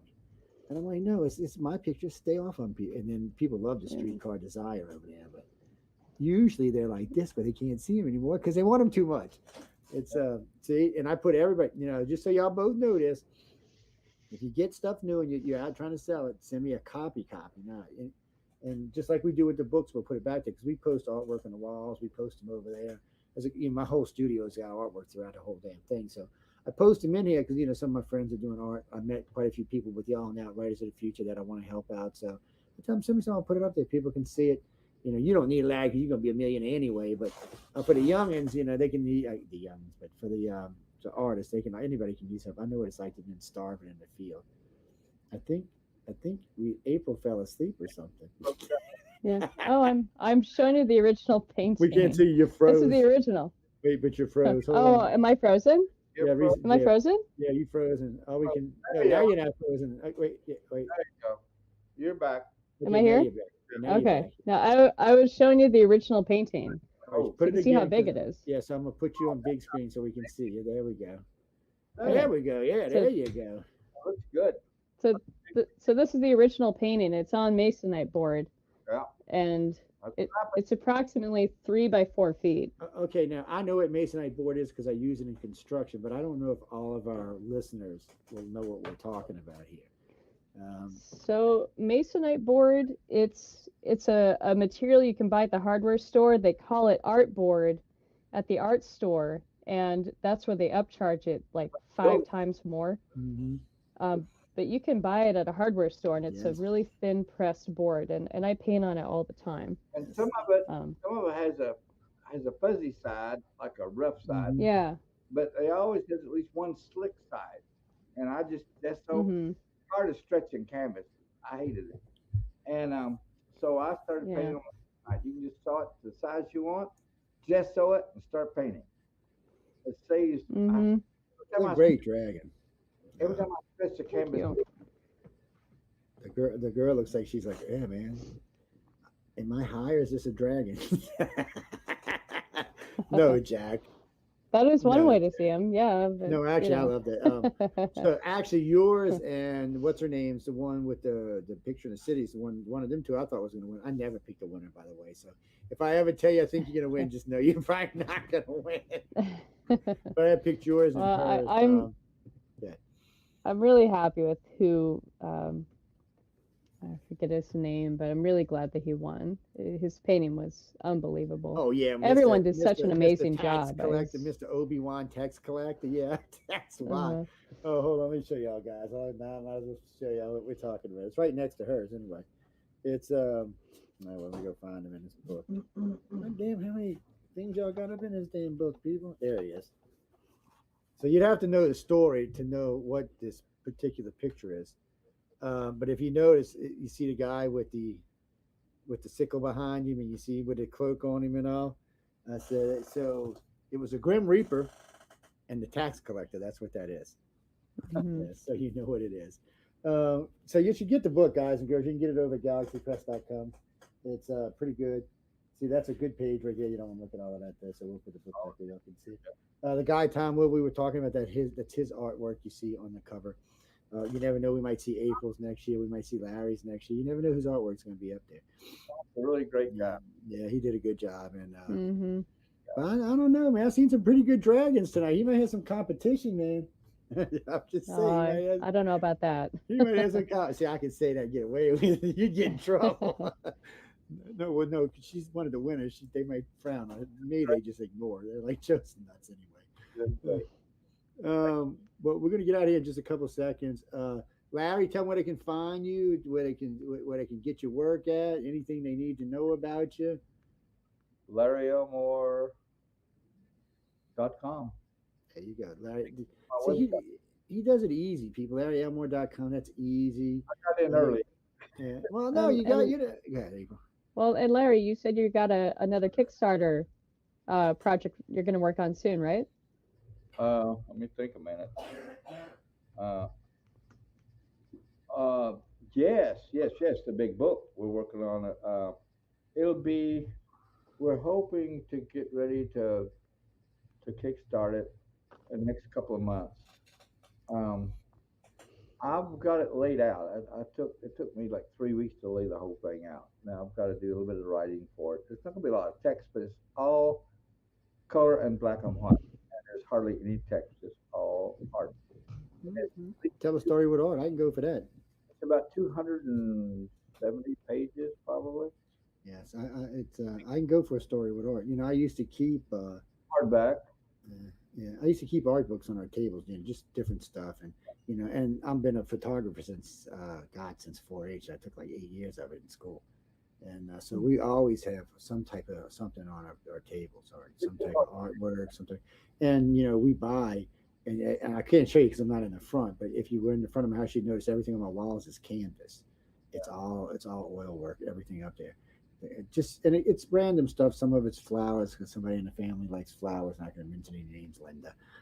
Somebody likes flowers, but I like it. Like, and they're not little. They're like Giant. I like a picture that makes a statement. I don't want to have to get up there and go, Mm-hmm. what is that? What's I want to be able to see the damn thing. And the older I get, I want to see it even more. So, Mm-hmm. April, tell them where they can find you at. Very simple. AprilSolomonArt.com. Um, I try to keep it simple too. I I kept believe my in name, simple. kept my Yeah. name, and you can find me in all the social media platforms, Twitter, Mm. Instagram, ArtStation, uh, just April Solomon. And that's how you find me. You do Go it. to the websites if you want to email. Now, there's an email on their website. You can email them from there and find it. What are you talking about? Nobody's giving out no phone numbers. What are you smoking something tonight? Drew Struzan used to have his phone number on his Well, website. actually, mine are out there, but I'm dumb. I tell people all the time when people ask me, should I put mine? I'm like, nope. They're like, why? I Mm, said, because if you even get a little bit famous, you're going to have to change it. Well, just lately, for the last few years, I was always somebody called me up or they said, "Can we come over to the studio?" Sure. And mhm. it started getting worse and worse. My wife started raising hell. She, Hmm. Oh, she walked in my studio and there's 5 people in here. It's like, what the hell? And the Yeah, that's how the uh, studio in New Orleans was. See, here it's different. state's over. And yeah. the older I get, the more forgetful. I mean, they contact me and I didn't write it down. Or I'd write it down maybe just on my board someplace so I remember they're coming. I'd forget to tell my wife, and then here's these people show up, and she's like, "What's going on? Who's this?" Who's this? What are they doing in my house? What are you doing? Because when the studio was in New Orleans full time, it was ridiculous. People just stop by, random people would stop by, people looking for shows, friends would stop by. All the equipment's running. There's all kind of noise going on because the studio station's going. Because I used to always keep a speaker in the background so I could know what was going on. This setup is different, so I don't have to do that. Plus, we have a station manager again, so Michelle DeRoche handles all the hard stuff these days. She handles the egos. God bless her. Is Hmm. all I can say. Well, I did it in the early days, and since then she's our third station manager over 25 years, and she's good. And she's very famous on TV. She's got a lot of TV credits to herself, but she no play. Mm. She likes to tell you, do it like this, do it like this, do it like that. No, do it like that. Hmm. Yeah, don't let the proverbial door hit you in the ass. And that's why she's here, because I need somebody. Everybody says I'm too nice as I've gotten old. Matter of fact, I've had people write to me and say, we'd like to see the old Joe back on your news show. I'm like, what are you talking about? The mean Huh. one? I'm like, what mean one? The mean one? So I've never been mean. They're like, Joe, would you like me to come play an archive for you? And I can't. Don't get me wrong. I can't be mean when I want to be. But a lot of this I try to stay away from because there's too much hatred in politics as it is. So Yeah.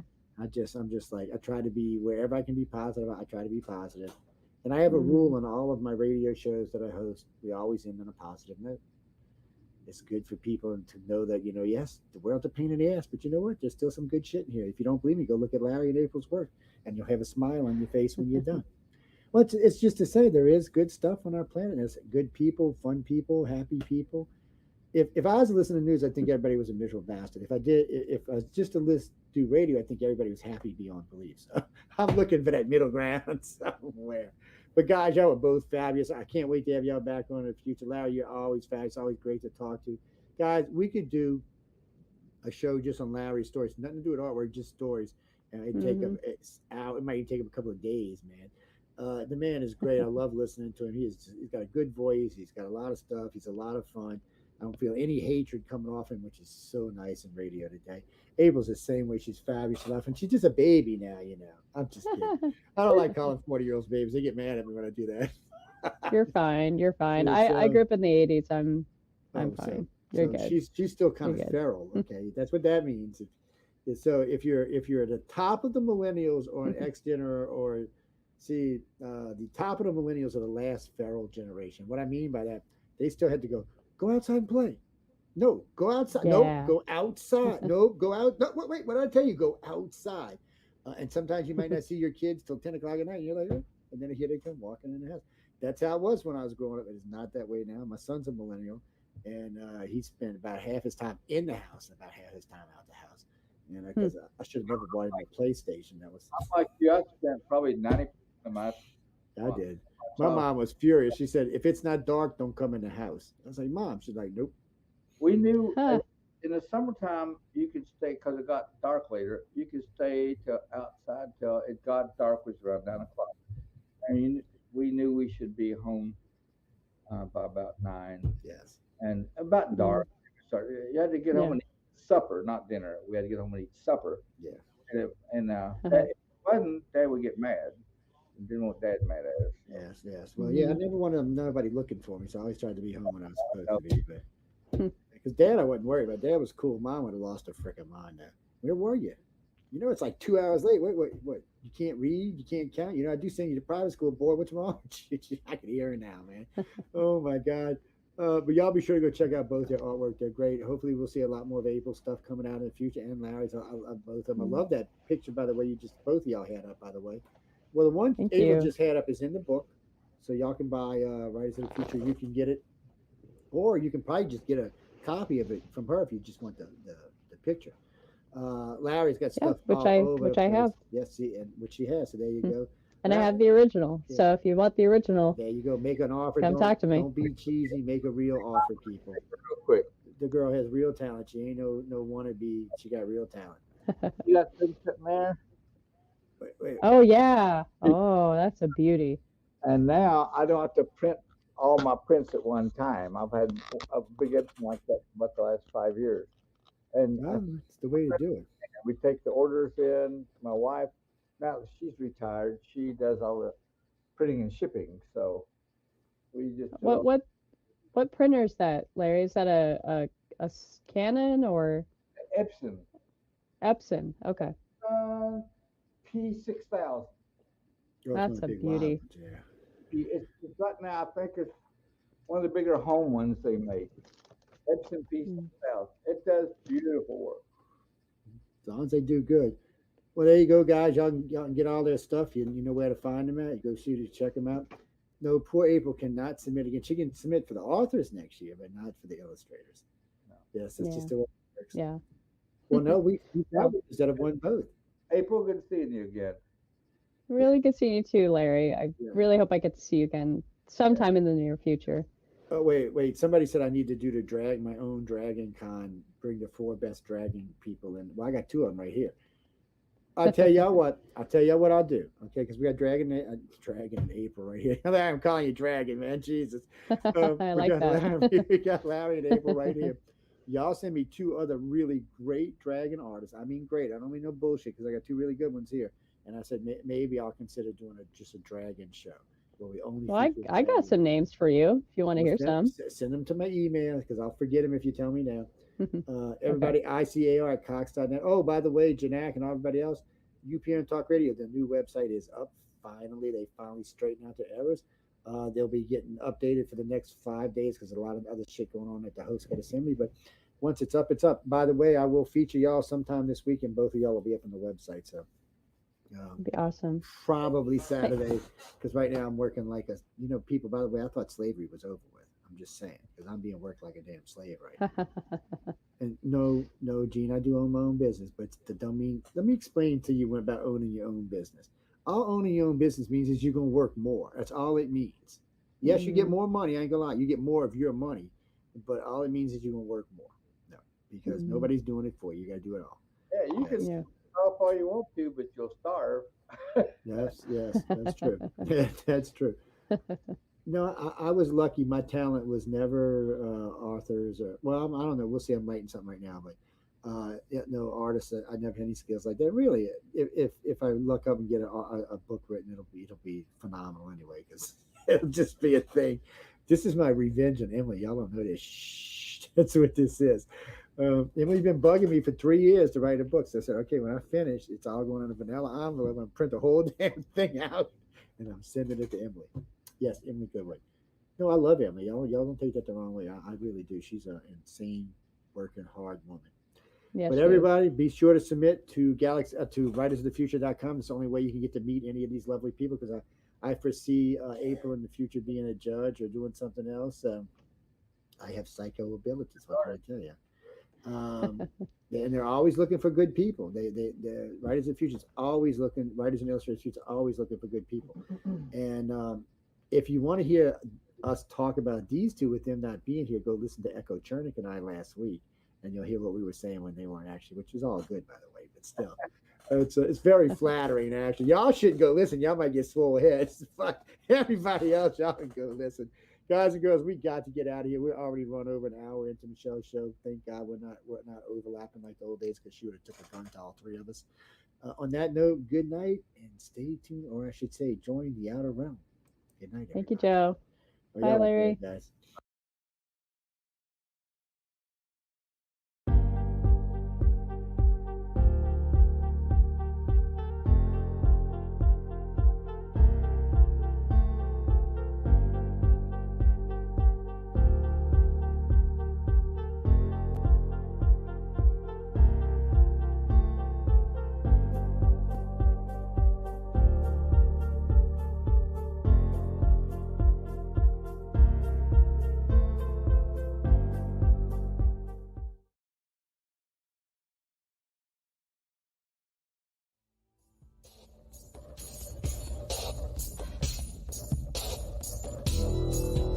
Welcome to the Outer Realm with Michelle DeRoche and Amelia Pisano. Airing live on the United Public Radio Network, 105.3 FM in New Orleans.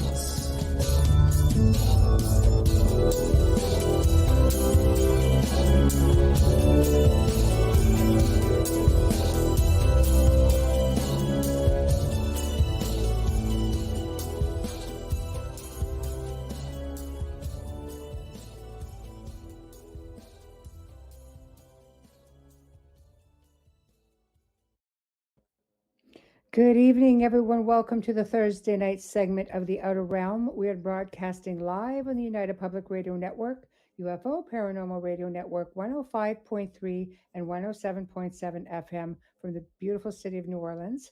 We are fully sponsored by the amazing people over at Folgers Coffee who have been a part of our journey since the very beginning. So thank you, Folgers. It would not be the same without you.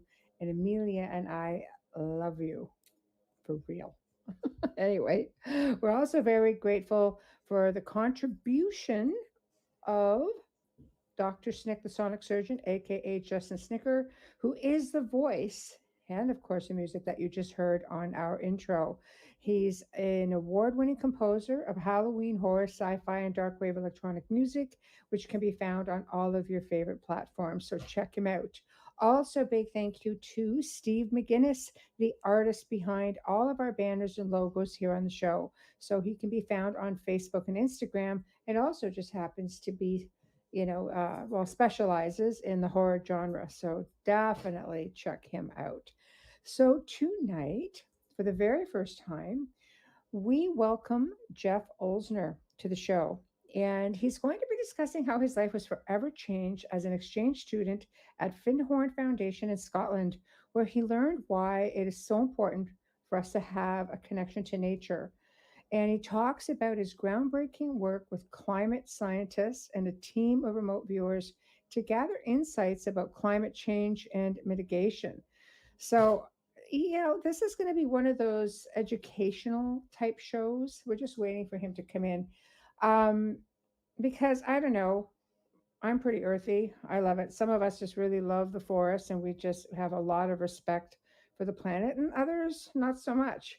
Amelia and I often talk about, grounding and earthing and things like that. And that really is connecting to the planet.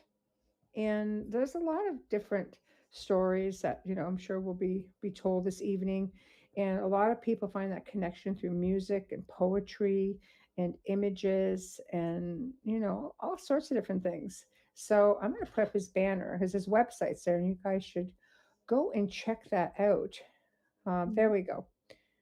So it's always like, when we look at people living in communes, like people say, oh, the hippies used to do it. I don't know. I think they had it together, because how many people are going off the grid now? Well, I don't understand that term hippie, because I Yeah. know my parents, having been Italian immigrants, when my dad first moved here, moved in with his two brothers in a one-room apartment, Right. literally one room with a Right. bathroom. Right. They had a hot plate and they ate potatoes almost all the time. Right. And then Right. eventually, when they could afford to buy a house, a whole bunch of them moved in there together. I know he had Right. family there that couldn't afford to have a home, so he let them stay in the flat for free. And you'll often hear people make fun of that. It's like, that was the best way to live. It That's a really village was. that raised your family. You had a Yeah. garden. They Yeah. talk about earthing. They were in their gardens every day from May to October. Right. Like, I think that not just them as immigrants, I mean people, just immigrants Right. in general. I think Right. they always live that way. So I find it hilarious when they say hippie commune. Like, what? I think Right. the only thing that was different, they had weed. Right. Maybe that's it, right? I don't know, That's because so I funny. can't see my dad doing that. But Right. Right. it was. I laugh. But I it's think they true, had the right? best lifestyle, and that we should look into that a little bit more and try to adjust. I think we're I too think far. the earth basically, I mean, it sustains you. And I think a lot of oh, hold on. As a star guest, spin. I don't see the link in your last message. Okay. I'm pretty sure it was there, but let's Send it try this again. again. Yeah. We'll try this again. But you were Uh, saying connecting to the earth and well, connecting to the earth is really important, and I think a lot of people are starting to go back to that, yes. and I think it's fantastic. Sorry, guys, Yeah. I'm just fumbling looking for I have to resend this link. I don't know where it went. Almost like it got lost in Okay. cyberspace or My, something, but my little I guess you call him your great nephew, my niece's son, Luca. right, I right, adore him. You'll never see pictures of him on Facebook, because if you know what I do for a living and for what I did with right, the, the police yeah, department, you'd know I'd never post a photo of a child. right. No hate mail. Anyways, he wants to build his grandfather on his dad's side is building little boxes for him so that he could have it at waist level for him to grow his own Oh, vegetables. And he wants to do this at 9 years old. And I think, oh my God, that's I do think he's fantastic. going to be a chef. He's always had that thing Mm, since right, he could walk. right, He's definitely going to do something with food.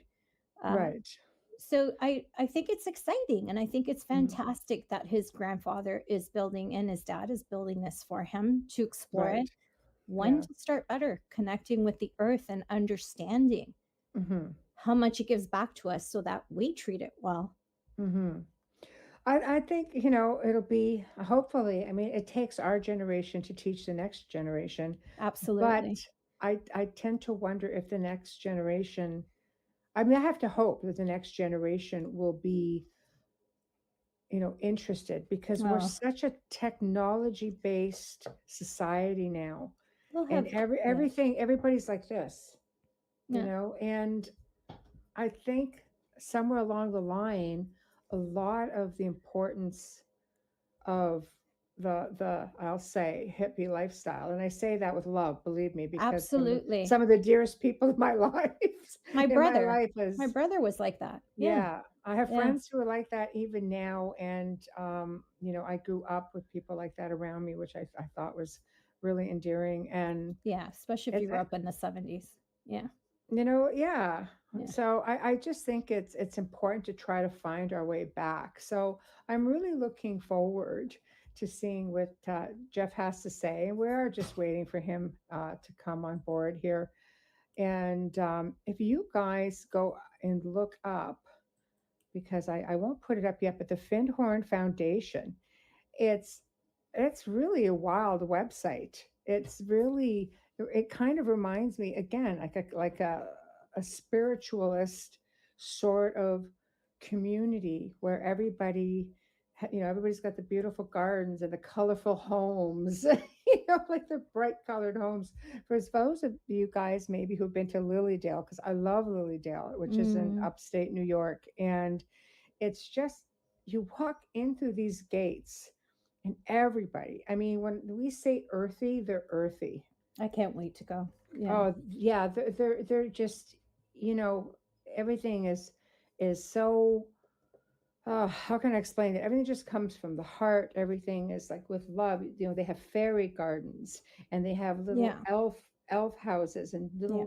little So doors, cute. and I know, and you can go through these forests, and they really nurture the forest, and they have a temple in the forest, and it's just really fascinating.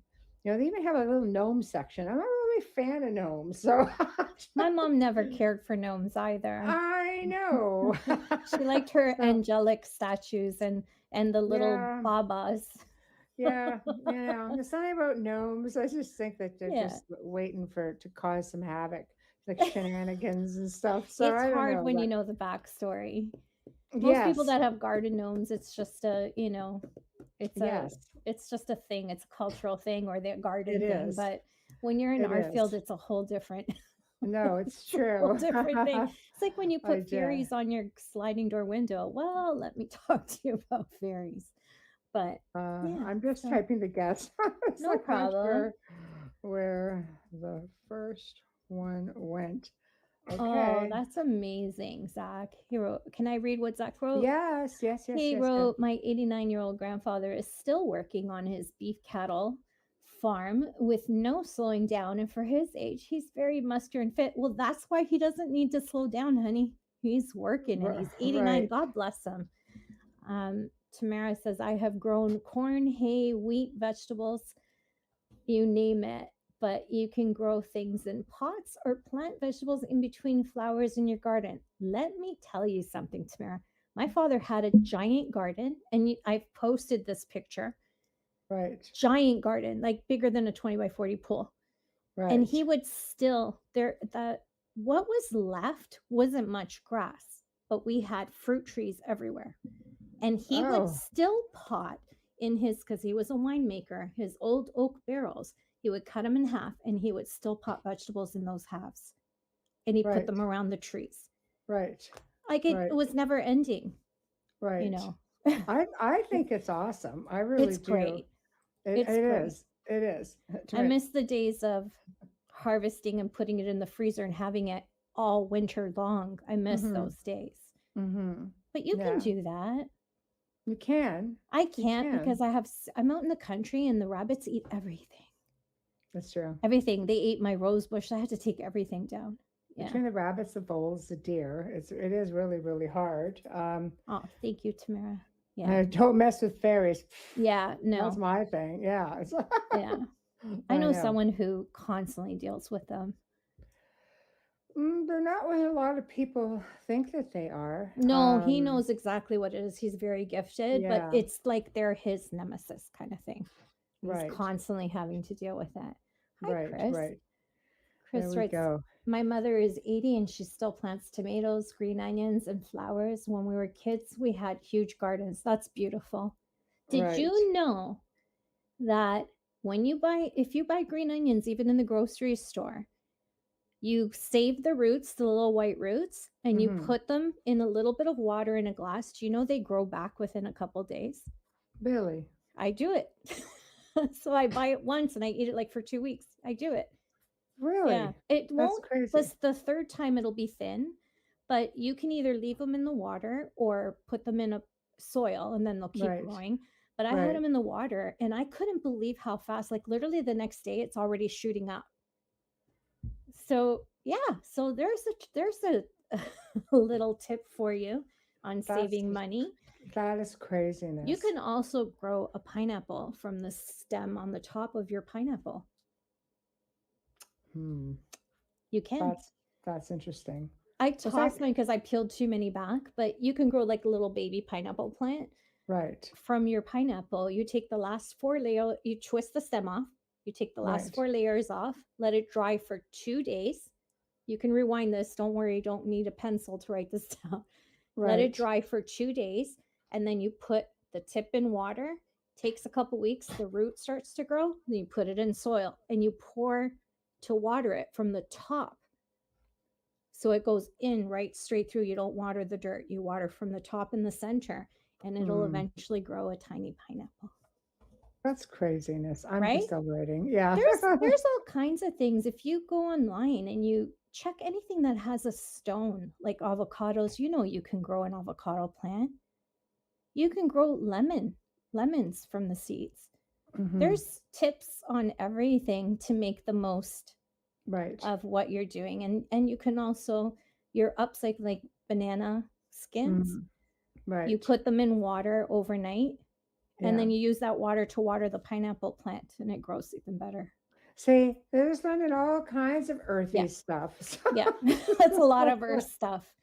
Just I saying, know. there's a lot of tricks. And I think, like you said, for us or, someone to teach the next generation, I Mm. think AI is going to be planting things because it just doesn't look like it. I think no. I think it's pretty sad. Yeah. I think we have to teach. We have to teach the next generation, and some of them are amazing. From a very young age, they learn to have a healthy respect for animals, but they don't think that plants can actually feel. Yeah. And plants can feel. And I'll Yeah. probably end up telling this story, again, if Jeff gets on it. He's struggling a little bit with his browser right now. Sorry about that, guys. But I remember seeing this video and it came up in my memories, I think just yesterday, ironically. And there was a high school and they took two plants and they put them behind glass. They had one Yes. plant that everybody walked by and praised it and said wonderful, beautiful things to it. And then the other plant, everybody belittled it. They were mean to it. Oh, And I'll tell you, like within just about a week, you could see the difference. The plant that was being complimented was thriving. The color was really nice. And the other plant, the leaves were starting to wilt. After about a month, the one plant was thriving, beautiful. The other one, the leaves were brown. It was dying. yep. And I'm thinking to myself, oh my gosh. And this is what, people do to each other, not realizing that the same thing happens with plants. So Yes. it's true. Yeah. And it does. Wayne says they sense Yeah. everything around them. I talk to all my plants, the trees, everything Mhm. that is living around me. I do too. But Wayne, the two of us also talk to ourselves. It's But true. yeah. It's true. And this is also true, So we Tamara. have to be careful of what we say to ourselves. We need to It's nurture true. ourselves too. Tamara says trees talk to each other via roots. It's like a telephone network. I love that. It's I true. They love, do. yeah. They do. They're very sentient, and it makes it really, really hard. I think people don't realize that apparently your plants, if you even pull a leaf off of it, a dying leaf, they cry, they scream. Mhm. And Oh, I know scientists did this thing. Please send that other link again. and people are afraid to eat lobster. Sorry. I know, I know. I'm not I'm not beating up on vegans, please. No, but I mean, it's true. They do. Okay, thank you for your patience. That was like nothing yet. What? Oh my gosh. Ruth Okay. Keeler. Hi, Ruth says, look up the experiments that Cleve Baxter did with plants. It's fascinating. Thank you for that. Trees, mushrooms, most plants sing on a different vibration. Tamara says, that is so true. I've seen those videos where they connect that sensor to them and then you hear the music that comes from them. And sometimes I'm like, is it hurting the plant that they just connected it to the leaf? Mm-hmm. You know, like Oh, for years I couldn't grow an orchid a second time around. Like it wouldn't bloom for me. Now I have it blooming more right, than it's supposed to. Like you hear they bloom once a year. Mine are blooming twice a year. And I'm right, not doing anything different except I sing to them, I talk to them, I tell them how right. pretty they are. And I Well, do you that. certainly don't want to be, like if you're going to be, you have to talk to your food before you eat it, apparently, with your plants, because you need to tell them, you're going to, this is going to be your next evolution, Yeah. the next stage of your Ugh. evolution. You're going to something greater. You're going to be sustaining life, Yeah. and like, I never realized that you should actually do things like that. And do you know the same thing applies to water? Like I think it's Yeah. about intention. So if you put a glass of water on the counter and you label it like with love or light, things like that, when you drink it, it's like you're supposed to be taking in the energy, and you notice it because scientists have done experiments apparently with this. If you label the water exactly, Tamara, and they put it in the freezer because they could see what the difference with the crystals. And I thought, Mm-hmm. that's brilliant. I'm grateful for water. You I got have to talk total to, gratitude. but you need to talk to it. So you're talking to your plants, you're talking to your, your water. Yeah, say it's true. Wayne's sister does. She does do this every single day, Yeah. every day. That's good. Yeah, exactly. If we underestimate plants. Yeah. Have you ever seen, like, just imagine a big giant Venus flytrap? Oh, You want to be nice to that sucker. yeah. Geez, It'll but take your head. I know. Yeah. It's like, yeah, about that. Yeah. But, I think Oh, sorry. that My fan's driving me crazy and my lip gloss. Okay. if you walk through a forest, then you should, if you listen, you'll hear it. Trees do speak to each other. What is it? I thank my basil before I put it in the sauce. Like I literally pick them and I tell them how pretty they are and thank you so much for nourishing my family and Right. flavoring my food. The dog always thinks I'm talking to him because I Of do it in course. that high pitched voice. Dog with the Oh, thank attitude. you. Yeah. You're so pretty. And the dog comes like, hey, yeah, I'm pretty. But Right. Right. So funny. I do that with Mm, the basil. I do. Right. You want to get this? I'm going to pop up a couple comments while we're waiting. Yes. Ruth says, look up. Yeah, I already said that. Okay. How about this one? I got the wrong one. It's okay. Masaru Emoto did the experiments with water. I saw that video. It was Mhm. fascinating. Yes. Yeah, you saw the still calm water and the vibrational water. Amazing. It's amazing. Trees hum if you listen. I think that's why you get so peaceful when you're in a forest because Mhm. you're actually hearing that humming and you don't even realize it. Right.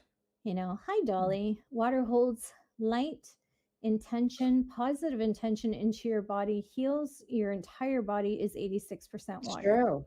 That's I true. have a sister-in-law who hates the taste of Yeah. water, and I tell her it will create so many problems for you.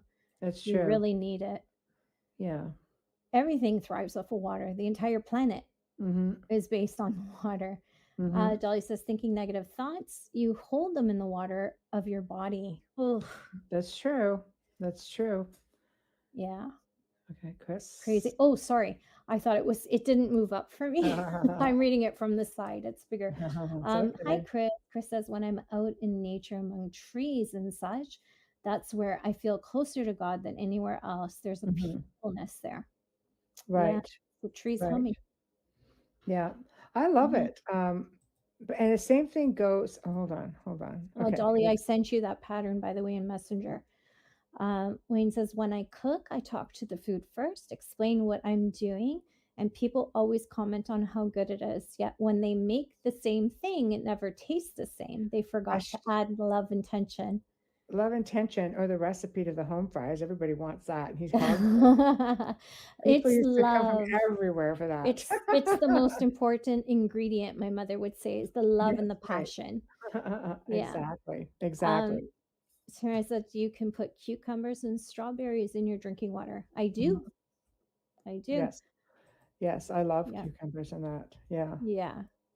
Dolly says large bodies of water charge you with positive ions. I Hmm. think so. You find that people that live oceanside and seaside, especially with the salt water, are much healthier than we are when it comes to sinus issues. And like the salt water, it's always humid. It's not Hmm. dry, so they don't tend to have the same issues that we do. The Hmm. migraines, the sinus infections, the ear infection. It's different for them. Hmm. Yeah, because what So- do you put in your sinus, in your nose, when you're clearing out your nose? Saline. What do you put in your eyes? A saline solution. So you know what I mean? Like Yeah. it's just different. Yeah, so I'm just still. It would appear that our soundboard, this is a first for us, is not letting the guest on. Oh no. I know. So I'm just like, we have people who use all kinds of different platforms to get on the show here, and I don't quite understand. What's his He, browser? well, he says I even what did he say? I even downloaded Chrome. I said maybe just restart the computer. Because otherwise, yeah, I mean, I could bring him on the phone. He can call me, but yes, Yeah, it it's won't sound the difficult same. to hear. Yeah, He's soft exactly. spoken too. He really is. Yeah. Yeah. So, You could put um, me on the phone, but I don't know I about know. him. The Yeah. soundboard. I agree with Tamara. It says if you're having depression, walk by water or lake shores, it changes your energy. It does. It charges you. I remember living in Toronto, I would drive down to the lake shore often. Mhm. And just a lot of it's funny because we lived in the suburbs and we would drive down to the city, which is hilarious because people who live in the city drive out to the Mhm. suburbs because they're so used to it. But there's a peaceful side of Toronto on the lake shore where Right. it isn't a city right before you Right. get into the city center. And Right. it's so pretty. And we would always go either there or by the ferry and just watch the boats. For Right. me, that is the most relaxing. I love restaurants that are on the water. Mhm. Burlington's classic for that. Oh, for sure. Yeah. And I love going there. Right. And the food could be the worst food ever, but I enjoy sitting Right. on that patio with the Mhm. lake in the background. Right. Love it. There's something to be said. Our guest is going to keep trying. So I said, that's fine. Yeah. Go ahead. We're going to be for a couple of hours. Yeah, no We'll hold the problem. fort. That's all I See? said. We'll hold the fort. Zach's So Zach's validating me. Sorry. I know. So no, I completely think that there's something to be said about, like picnicking, just being in nature, listening to the Mm. sound of birds. I Eating food with personally ants. Sorry. sure. Go ahead. Sure. I'm just like that's the one thing I can't do. No, you know what? We just used to take the family all the time. It was wonderful. I think that positive ion strength your brains. Yes, absolutely. It's funny too, isn't it, Dolly? Because in the world of ions, however, the negative ions are the better ions Mm. than the I positive ions. I've said this many times to you. I cannot do a reading with a salt lamp on. No. running with Bigfoot. No, for me it's the bugs. I can't handle the bugs. I don't know. I have a bit of a. Well, I don't even know. Oh, this is Wayne's big one. June bugs. Dodging June bugs I at know. night. Yeah. He hates them. He hates I them. don't like them They have it either. out for him. They do. They have it out for him. It's Me, just, it's crickets. I'm on the second floor of my house, and my house doesn't sit level to the ground. And Right. they are on my windowsill outside in droves. I know. Just, I'm like, where's the I birds know. now? Come on, this is easy prey. I know. I don't know what it is. It's like I completely agree about connecting to nature because I'm one of those people. I mean, I get upset when I see a tree get cut down. Okay, I Oh, do. it bothers me But too. sometimes nature fights back. Yeah. Takes your house with it. Yeah, I know. I Yeah. know. Takes Right. your house So, with it. oh, look at this. Here's one for you. My God. Trees move for no one. It's true. Aliens bring crickets follows. Not nice. Not nice, brother. Not nice. I know. Oh, no I know. soup for you. I know. Like, oh, look, Tamara said, "What? You couldn't get on our chat last week? That doesn't even make sense now." That's I don't- crazy. But that I would don't be, know. but you're in Facebook. It might just be Facebook that didn't let you on. Yeah, that's a bit crazy. Okay, so while we're waiting for the guest, Hi, let's Jamie. talk about some let's talk crazy stuff in Oh, nature because our indigenous people, along with many ancient people, I mean, they had a healthy respect for nature, elementals, which are earth spirits. They even had there was something in those woods. There was a healthy respect for that too. So while we're all waiting, okay, let's talk about spooky things in connecting to nature. Depression is lessons. Yep, exactly. Sun okay. exposure has negative ions. Depression is lessons. 100%. Couldn't get it to work on YouTube. Maybe it's just you, Tamara. Because everybody else is on YouTube. I don't know. I don't know. So, okay. Okay, so we're going to get into more benign things in the woods. Okay. Beetles. Ugh. Okay. Up north I near like bats. Basin, especially during summer, I've been bombarded with large beetles. Bats are cool. Oh, you can eat buffet. No.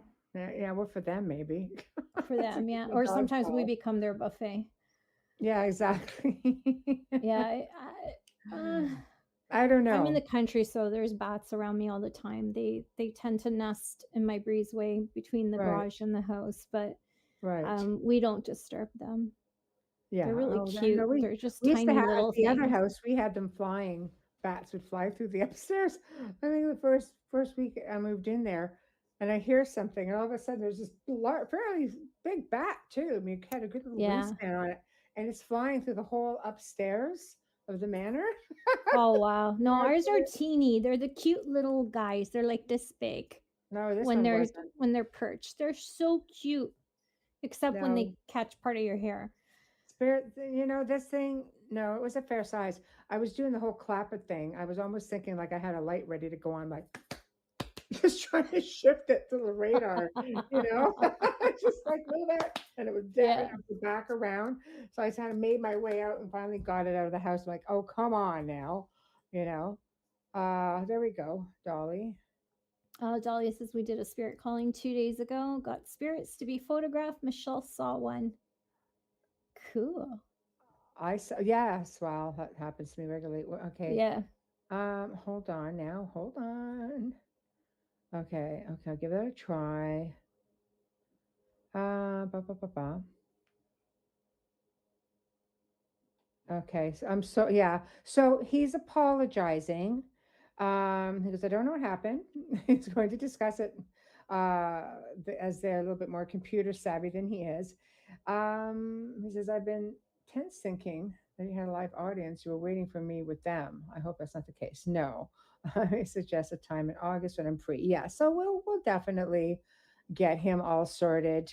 So that means it's a free for all tonight, guys. Q&A. I know, right?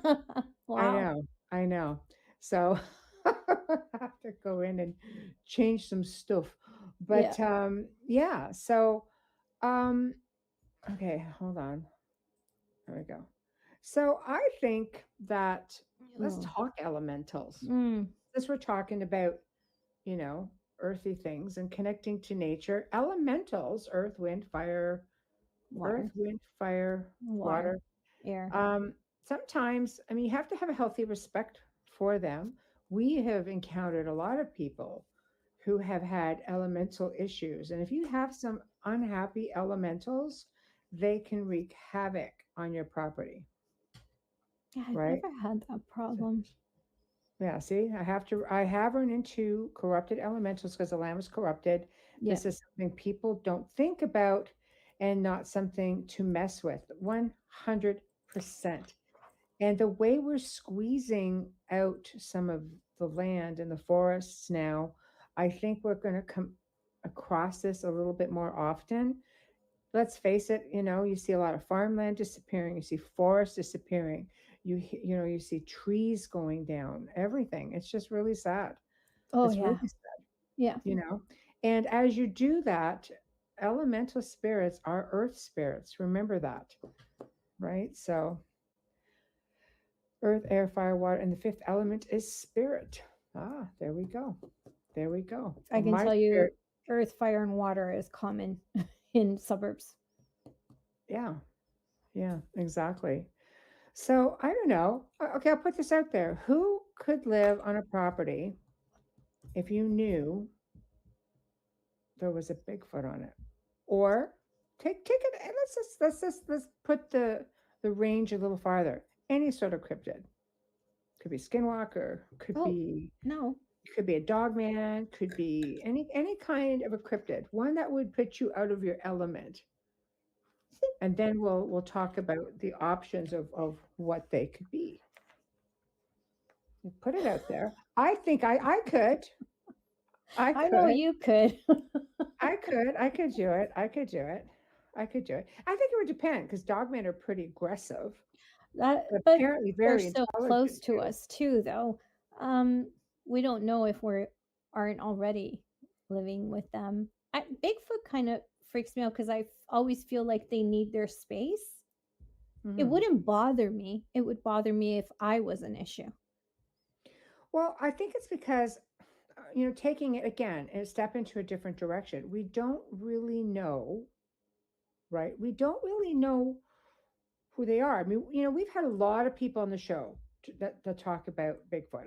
I'm actually looking at, I've messaged a couple of people to come on the show actually to talk more about dogmen and things of that nature. But for Bigfoot, because we've had so many people on the show through the years who have chimed in, and for Amelia and I, believe me, it's an educational process every single time. We do learn a lot. We do listen to our guests, but we had a guest on two, I think, have come on and say, yes, it's possible where they are actually cannibals. I have a problem with that. Yeah, me I'm, too. I'm all good with the whole, I would be good with them being there, you know, but it's funny because Wayne was sitting down last night and he goes, well, at least, with the way different sounds in the house, he goes, well, at least it's not Bigfoot throwing stones at us. That's so There's random. Where did that even that's a come from? positive way to look at I things. I know. love your perspective, Wayne. I know. I'm just like, Yeah. where the heck did that come out of the blue? But I agree with you. So it reminds me of the story, because our family has like 100 acres out near a really large provincial park and big cottage area up this way. And this was in and around the time where we had these two gentlemen on, and I'm actually going to go back and try to find. I think that might have been we lost like over 100 archives when the network's original YouTube went down, and 150. we had people on there 150, yeah, right, I won't and forget that number. and basically I totally lost my train of thought. Oh yes, Sorry. they were talking about different things that Bigfoots do.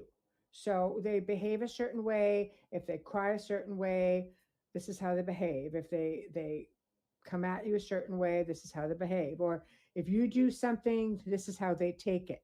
So one of those things was if you go out, like let's say I'm trying to scare them with pots and pans and hitting pots and pans, they take it as a sign of war.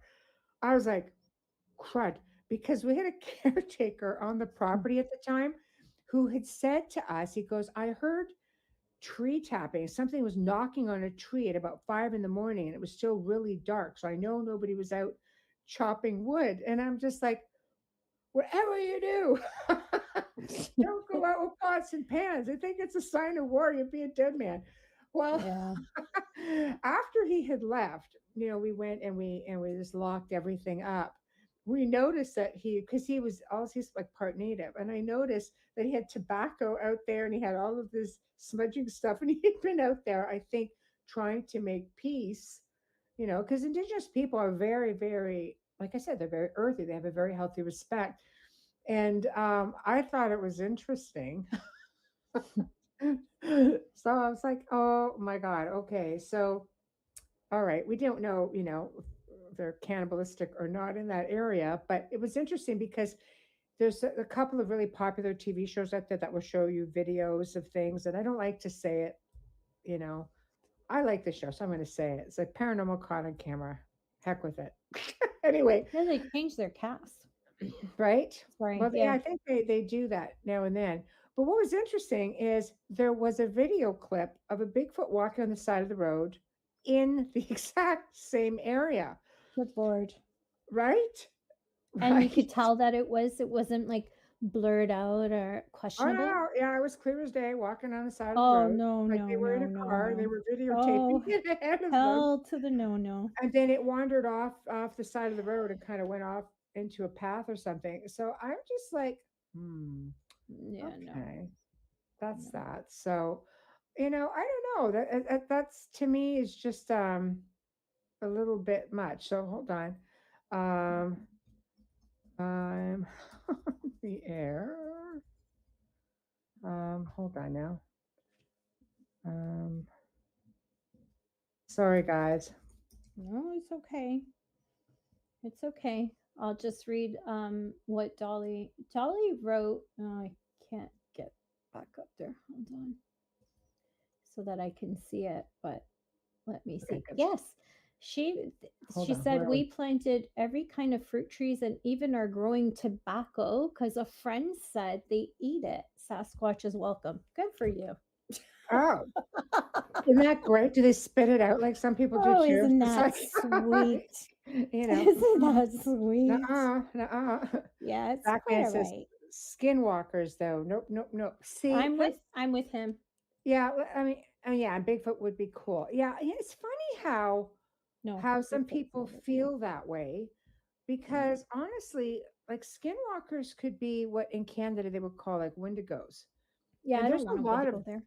yeah, and there's a lot of documented stories that go back to Jesuit priests in the 1700s, in some of the provinces that were being colonized. And the native people, the indigenous people, the area were trying to explain to these priests what these beings were. And this is probably where we got some of the first accounts for the Wendigo, because the priest's like, oh, they're afraid of this thing, because he would have to report back to his superiors. And Mm-hmm. goes, I'm having a struggle converting people because of this or this or this. So that was like pretty cool documentation showing that, our indigenous people had this healthy fear of these beings. And the Wendigos seem to be really close in appearance, to what some people have described with the skinwalkers, both aggressive, just, Mm-hmm. But again, I think when you start getting into, Bigfoot, people just seem to be a little bit more relaxed with them for whatever reason. I'm not. They're Yeah. massive. Well, I wouldn't be relaxed with bears either. Like I'm not that kind of an outdoorsy person. Mm-hmm. I do love to be outdoors. I do love walking in forests, but Mm-hmm. not so deep that something enormous could live there. I'm Mhm. on the safer side. I'm not Mhm. going to walk where there's mountain cats. I'm not going to walk where there's cougars. That's just not me. I Right. wouldn't take a risk like that. But I do love being in nature, just not to Right. that degree. Like our friend Hamilton White, who can take a Right. tent and put it anywhere and Right. spend a week there. I can't do that. I wish I could. I'm sure it Right. has something to do with a past life, but Mm. I think so. But I love being Mm. barefoot. I love walking in the grass. I would go barefoot deep into a forest. I used to love collecting leaves off the ground and connecting with them and feeling Mhm. the energy. That was all important to me. Mhm. Yeah, you know what? I think it's very important that we do. And sometimes it means that we have to intermingle with some, of the beings that are out there. And I don't know. I think we have so many dense forests and so many areas that are completely um uncharted, for the most Yes. part. And I think anything could be out there, which, okay, we'll put a couple. Um, we have to start asking ourselves, where do they come from? What do we think they are? Dogman apparently are extremely intelligent, but hell, Yeah, I don't need extremely to be, aggressive too, I don't want to disturb any of them because you're in their, that's their world. Hmm. Right. I'm just saying, don't go so deep into the forest. That's all I'm saying. I don't think it really matters how deep you go into it. And again, I go back to a story of that a woman told me, she was raised, like on her grandmother's property, grandparents' property, which is probably about an hour, 2 hours from here. And she was told as a little girl, do not go into the forest I because see. that's where the Yeah. wolf people are. And she'd be like, oh, okay. So as she got older, she was probably about, between 13 and 16 years old, she was walking, through the fields Mm-hmm. on the farm, because this was a farm. And she stopped it dead in her tracks, pardon the pun, and she looked over along the tree line, which is where the forest was. And she claimed she saw five, like what looked like to be large wolves walking upright. And her grandmother, they call them the wolf people. What the hell is that about? They That's need to not stay even in in their the own. woods. They need to stay in their own land. It's true.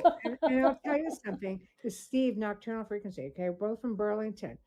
And, Steve, chime in if you've gotten any reports. But I used to get reports of people saying that they saw large wolves that would like run or lope and then stop, stand up, and keep walking off Mm. the side of the road. Or that some of them were so big that they basically would take up like a whole lane. Like you just picture a lane on a road and how your car, as you're driving, how it fits in. They're pretty big. Your car fits in it. You have space on each side of the lane.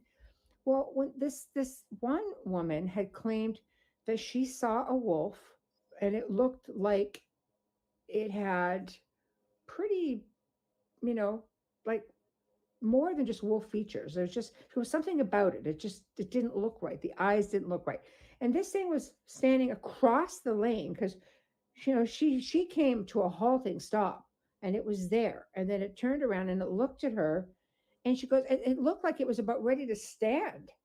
Oh. And then it just got back down and then took off. So there you go.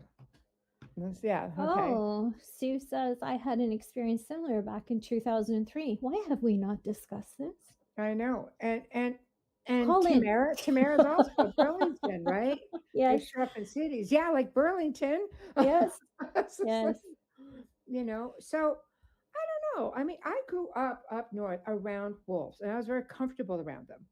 I Mm-hmm. remember being just sitting on one mountain eating an apple, and I was probably like maybe between, I don't know, 8, 10, in and around there, 11 maybe. And I was way up on the mountain. Back then you could do that. And I could see, like my house from where I was, not like I was out in no man's land or something like that. And this big timber wolf sat on the neighboring mountain just staring at me. I was just Mm-hmm. eating, but I knew instinctively, just don't look at it. or don't Yeah. look at it in the face. And I'd look up and I would look up like this, and it would look at me. And after that I was done. I just got up and walked back down the mountain and never had any issues. So I didn't Yeah. have a healthy fear of wolves at all. No, when you're north, it's different because even us, the cottage, the lake house was like 2 hours away from Toronto. It wasn't as far north as you, but we had wolves and all kinds of other things that walked Yeah, around. And I used to walk around by myself away right. from the house. Hmm. And yeah, you get used to seeing them and you know just You to do. continue or stop and don't engage. Right. Mind you, we're also Gen X guys, just saying. No, it's true. We're a little We're pretty crazy. fearless, you Yeah. know. But I mean, just about, I think back in 2018, the winter of 2017 or 2018, again, my Burlington house, and I know I've told this story, but I'll It's tell it worth again. repeating. Yes. Well, I was in the kitchen. I was washing some dishes. My hands are wet, so I didn't have my phone in my hand because I don't live with my phone in my hand, people. I know people think I do because I'm pretty much on top of things, but not all the time. And this huge animal came barreling through a backyard. Now, I lived at the time close to the Royal Botanical Gardens. There's a lot of wooded area, and I was surrounded by ravine. And it was winter time, and I see this rabbit go just like barreling across the backyard. And we had an acre and a half, and it dove under one of the outbuildings. I was just like, wow, we're in a hurry. And all of a sudden, this big animal, this dog type and wolf, whatever it was, came barreling through the backyard, couldn't catch the rabbit, stopped, and sort of got up on its haunches, a back, and it has a huge chest. I went, what is that? A husky, Malamute? What is that? And I realized it had a little bit of a longer snout, and I've had several huskies, so I know one to see one hands down. This thing was so wide, and a huge chest on it, and it. I was afraid to move. I'm in the kitchen going, big. Oh Because boy. I had a really big, window in the back, so we could see the ravine and everything else. And I'm like, don't move, because he was looking at the house, and I'm thinking to myself, I don't think I've ever seen anything this big. And like I said, if anyone hasn't seen a timber wolf, if you have a pickup truck, a high one, they're going to come up and look over the hood of the They truck. are They're so big. beautiful. They're like little ponies. They are. They're really Yeah. cute. This Yeah. thing was probably as tall as one, but really wide. It was not a coy wolf. It was not a coyote. It was nothing like that because we have those in the area as well. And we've seen them and we've heard them. This was like nothing I'd ever seen, which means absolutely nothing because I haven't seen everything. But I had to move eventually. So I moved to try to back up and go to slowly work my way to the other room to grab my phone and see if I could catch it through the other window. It spun around, took a good look at the house again, and then took off down the ravine. Mm-hmm. So Wayne comes over, says, "You need to get the hell over here." I said, "What the hell? I just saw." So he comes over and he says, "I'm going to try to take some pictures," which was hard because it was in the snow, but at least we had the prints. There was Mm-hmm. the freaking prints was as big as his You hand. need to share that again. I know you shared it once, but it's fascinating. It's a fascinating photo because Wayne doesn't have small hands. No, and there were a couple of pictures, and I Yeah. think then he took a measurement, and it was pretty big. It's just like it was crazy, And I'm thinking I'd run too if I was that rabbit.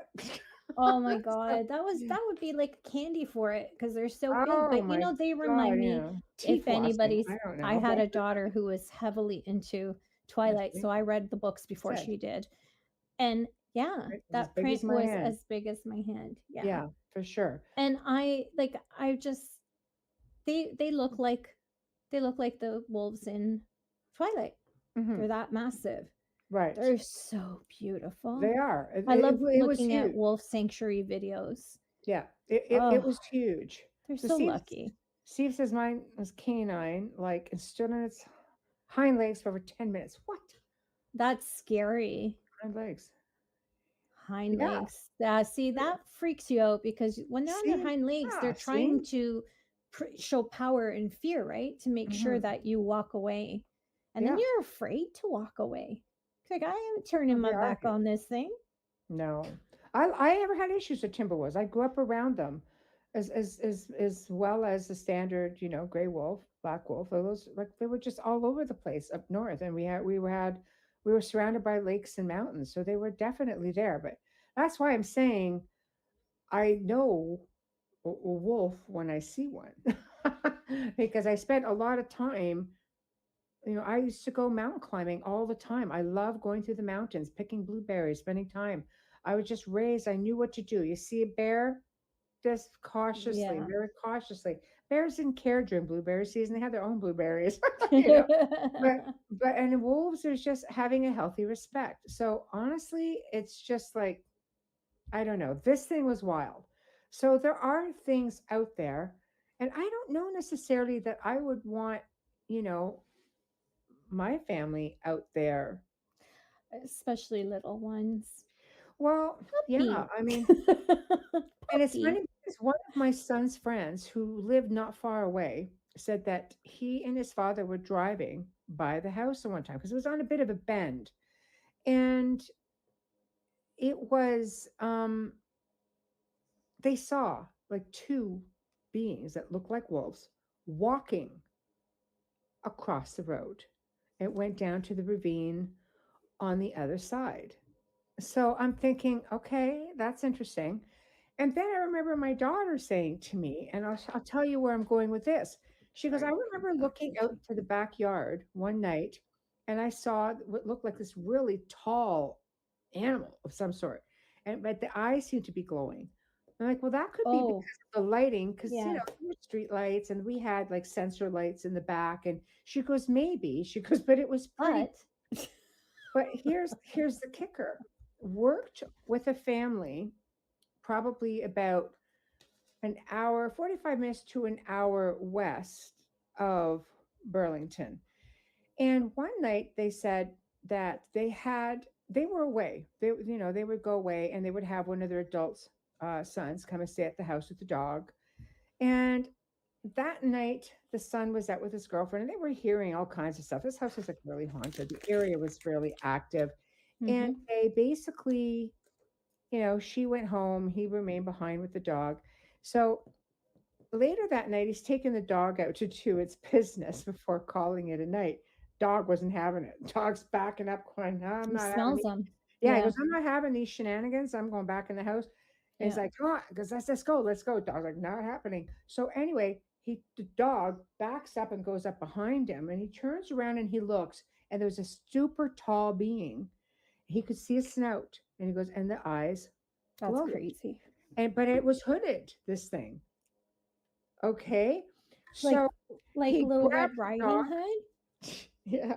He grabs the dog, bolts into the house, slams the, like, thank God, steel door, locks it up. This thing comes in, bangs the door, and then he could hear it sniffing.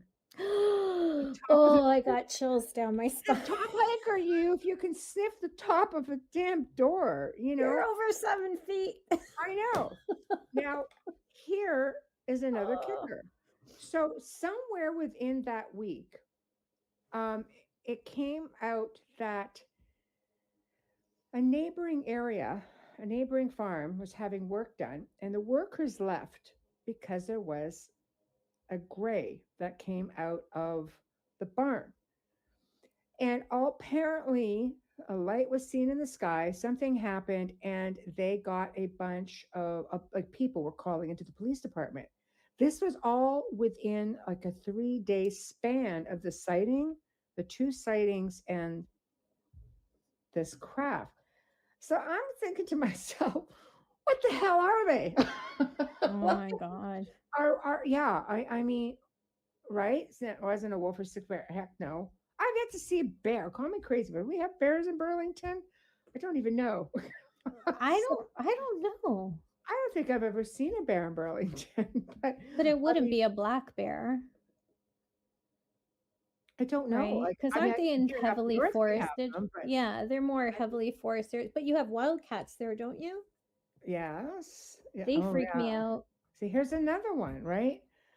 Oh, Wayne says, I saw a very ragged, mangy looking dog like creature run down my street. It had long gray hair. It looked, sorry, can't see that. Staved or starved? Staved or starved. Skeletal. Yeah. Very skeletal. Never seen anything like it. That sounds I know. supernatural. Wayne's like, That yep, doesn't going to the sound. house. Nope, not doing it. Yeah, that So, that doesn't sound like I know. something No, doesn't you sound like run anything the other fun way at all. I and know. you twist your head, your eyes to the back, and you run. I know. Oh my Wayne, god. type out the other story from Rob's experience. There's another one that happened relatively around the same time.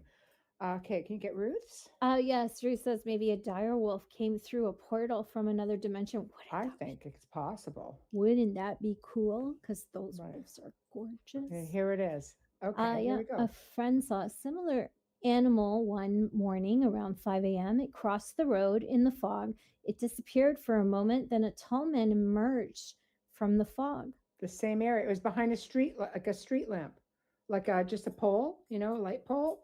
So he moves Ew. around the other side, and that's who came out. I'm just like, yeah. What the? That's Niagara area. No, I know. Dolly says there's black bears in Canada. No, I know that they're very big, Yeah, but but I'm not in saying our area. not in our area. Northern I'm saying Ontario, further northern. north. Yeah, Yeah, they're further, different areas. like Not 4 or down 5 here. hours from us. Yeah, Yeah. not down here. That's why I said because we're Southern Ontario, like we're just a hop, skip, and a jump from Buffalo. Yeah. So, I mean, some of our cities Mm. are practically American. We're so close, but Right. yeah, you won't see bears here. It's all The guy- city. Yeah, so the guy backed up the entire length of the street, never took his eyes off the man standing in the mist. Sorry, I didn't realize. No, That's just like, creepy. Got that right, Ruth. that would be it for me too. Yeah. Okay. Yeah. Oh. Paranormal. Sorry, can you read that? Because Yeah, paranormal UFOs and cryptids show up. Yes, there was a bear killed about 10 years ago in Burlington. It was on CH News. Yeah, but was it native to Burlington or did it somehow wander in from somewhere? Like, Yeah, like on a boat. Hey, Burlington's surrounded by water, so I guess they make their way down. They can make their way over because I know they would have them in the east, like let's say Bancroft area, the Muskokas. But I mean, Burlington, we're just not that too busy. forested. It's too busy though. It's all city and it's busy and highways, like right in the middle of man, it. It would be hard. It would It be would really be tough. rough. Yeah. Like, sometimes you never know. Somebody could have brought a cub down from up north and tried to raise it as a pet, and then it was walking around. That Mhm. happens a lot. You hear that on the news a lot. How do people have these snakes they're not supposed to have illegally, and true. then all of a sudden it's loose on the street? Like, come on. Mm-hmm. Yeah. Animals Hydro travel. lines, rail Yeah. line. Yeah. Hydro lines around. I can see one getting on a train.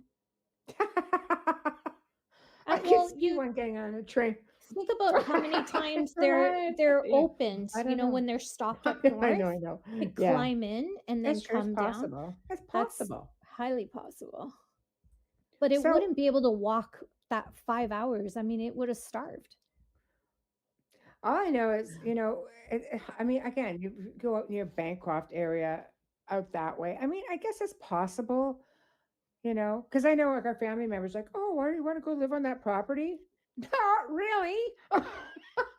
Because I want to No. go live with Bigfoot. No. No, but Because just who the- recently it was the border of the wildfires. You don't want to be there. Well, no. And it's not just that, but I mean, the area you're looking at, there's like 400 acres, 500 acres between the two properties there that backs on to government land and then backs on to, what is it, 20,000, is it 20,000 acres or something like that of the provincial park?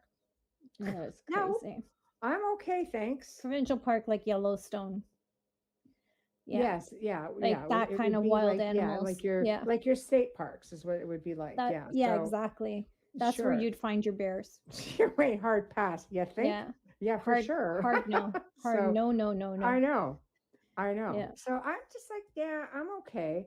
I'm all down for the whole nature thing. I really am. I'm really down for the nature thing. However, with that being said, 20,000 hectares. Okay. Yeah, that's pretty big. But I love nature, and there's all kinds of stuff in those woods. Let me tell you, there is. I mean, there's a show out there that talks about the stuff that is in the woods. Oh my So God. I know. There's a few of them.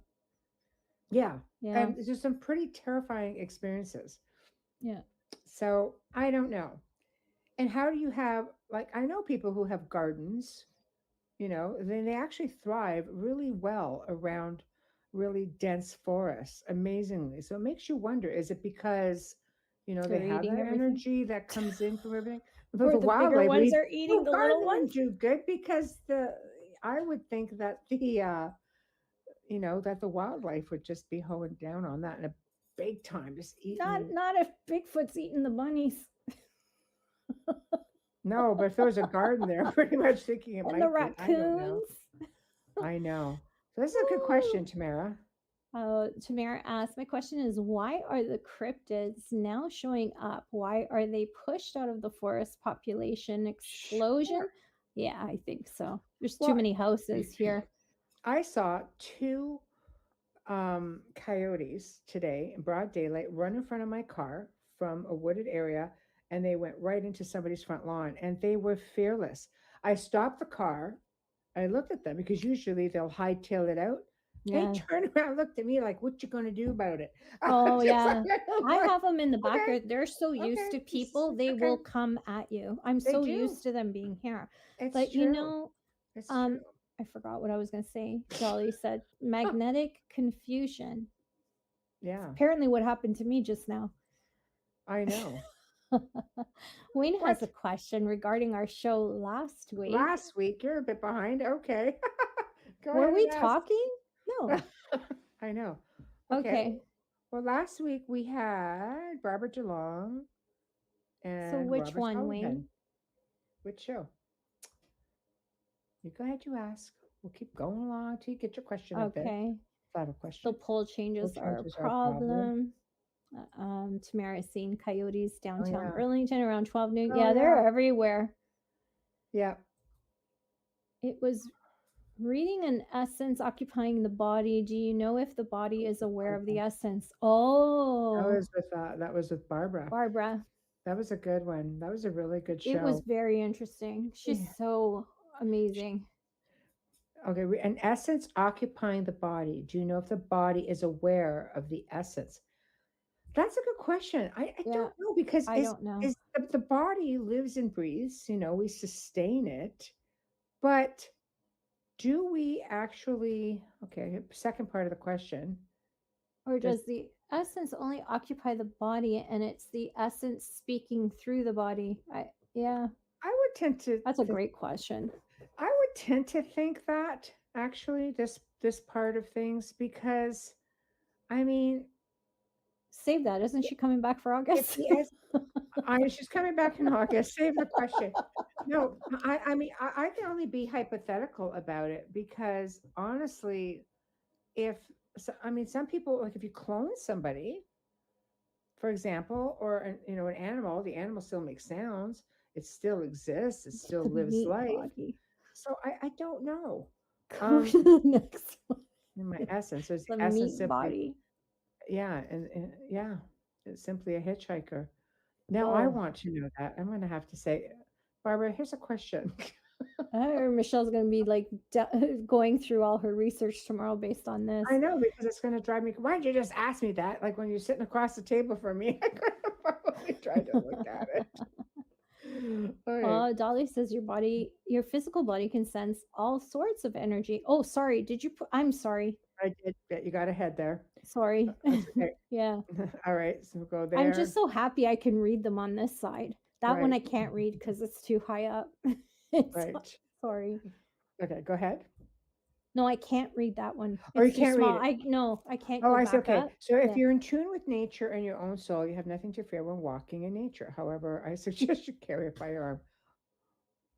I don't Don't think do you this need a at home. firearm as much as you need Yeah, it pepper popped off. spray. Your nervous system is well wired. Oh, Yeah. that you should have asked the guest tonight. We're so mean to Wayne.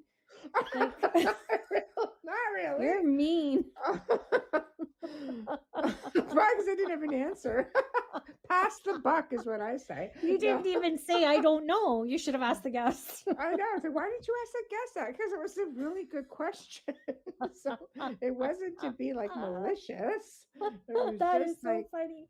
I know it was a brilliant question. I'm like, you definitely should ask. So we'll have to It's ask like her. that It's just- time he asked you something and you said, well, sometimes you're not meant to I know. know. And I'm like, you said what? I know. I know. Okay, so what we're gonna actually put a station ID, but what we're gonna do, look, we have something brand new for you folks to listen to. Oh, have a listen. All right, everybody.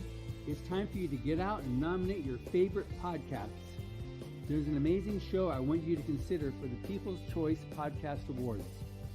The Outer Realm in the category of Best Female Hosted Podcast.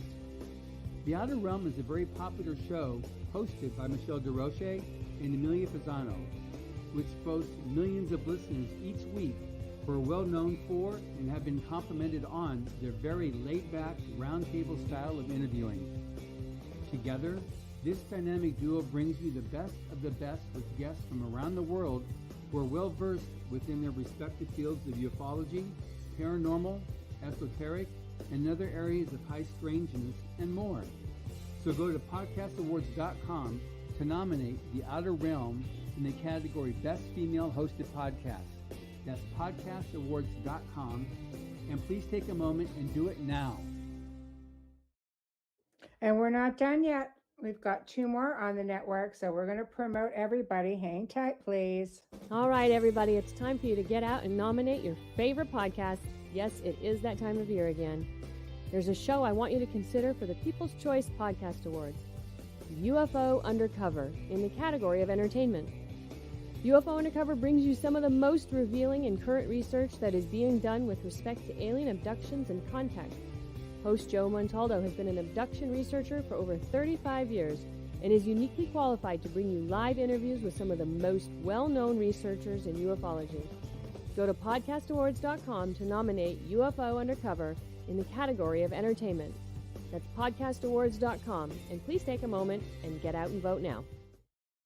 Oh, 1 more. Hey there. It's time for you to get out and nominate your favorite podcasts. There's an amazing show I want you to consider for the People's Choice Podcast Awards. The News on the Flip Side, in the category of politics and news. News on the Flip Side is a much different news and political program which is not deemed as opinion news.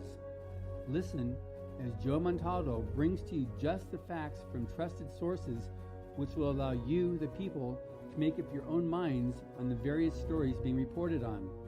Go to podcastawards.com to nominate News on the Flip Side in the category of politics and news. That's podcastawards.com, and please take a moment and do it now. Ha. Told you there'd be some cool stuff coming up, and there we have it. So, of course, we're going to play the heck out of that every week. Anyway, okay, let's go with our station ID. We'll Here we take go. up where we left off. That's right. You are listening to The Outer Realm with Michelle DeRoche and Amelia Pisano, coming to you live from the beautiful city of New Orleans on 105.3 and 107.7 FM radio. We are currently streaming live and archived on Roku. So if you are just tuning in or watching us right now, thank you so much for joining us. Please share us with all of your friends. Tonight, we are discussing elementals, tuning into Earth, earthing, cryptids. There isn't anything that we haven't touched on today. Even black bears. Figure that one out. And the big wolf that Michelle and Wayne got to see. So if you are just tuning in and you've missed all of the fun, don't worry, because you can stream the archive on any platform you normally use. Again, don't forget to share us with your friends. A huge thank you, and I forgot to take my pen out of here. A huge thank you to the amazing people at Folgers Coffee for fully sponsoring our show from day one and continuing to sponsor our show into the next year. Thank you so much, Folgers, for your support. Shout out and a huge thank you for our intro and outro and lending his voice to Dr. Snick, the sonic surgeon, Justin Snicker, award-winning composer and musician. You can find his music on Amazon and Bandcamp. And don't forget to check him out on Facebook and Instagram, where he's daily dropping clips of his music for sampling. Now, if you are watching us on Facebook, right this minute, or on YouTube, please make sure to give us a like and subscribe, and don't forget to share. Back to Michelle. And big thank you to Steve McGinnis, who is again the artist behind our banners and our logo. So thank you, thank you, thank you. And for Yes. those just Oh, tuning in, sorry. expecting to see Jeff Olsner, technical difficulties, we will be rescheduling him. And disappointing it is, you have us. Yeah, we're lots of fun. Chat room is on fire. So let's kind of get back to that. And everybody join on in. Lots of fun. And we'd love to hear your stories.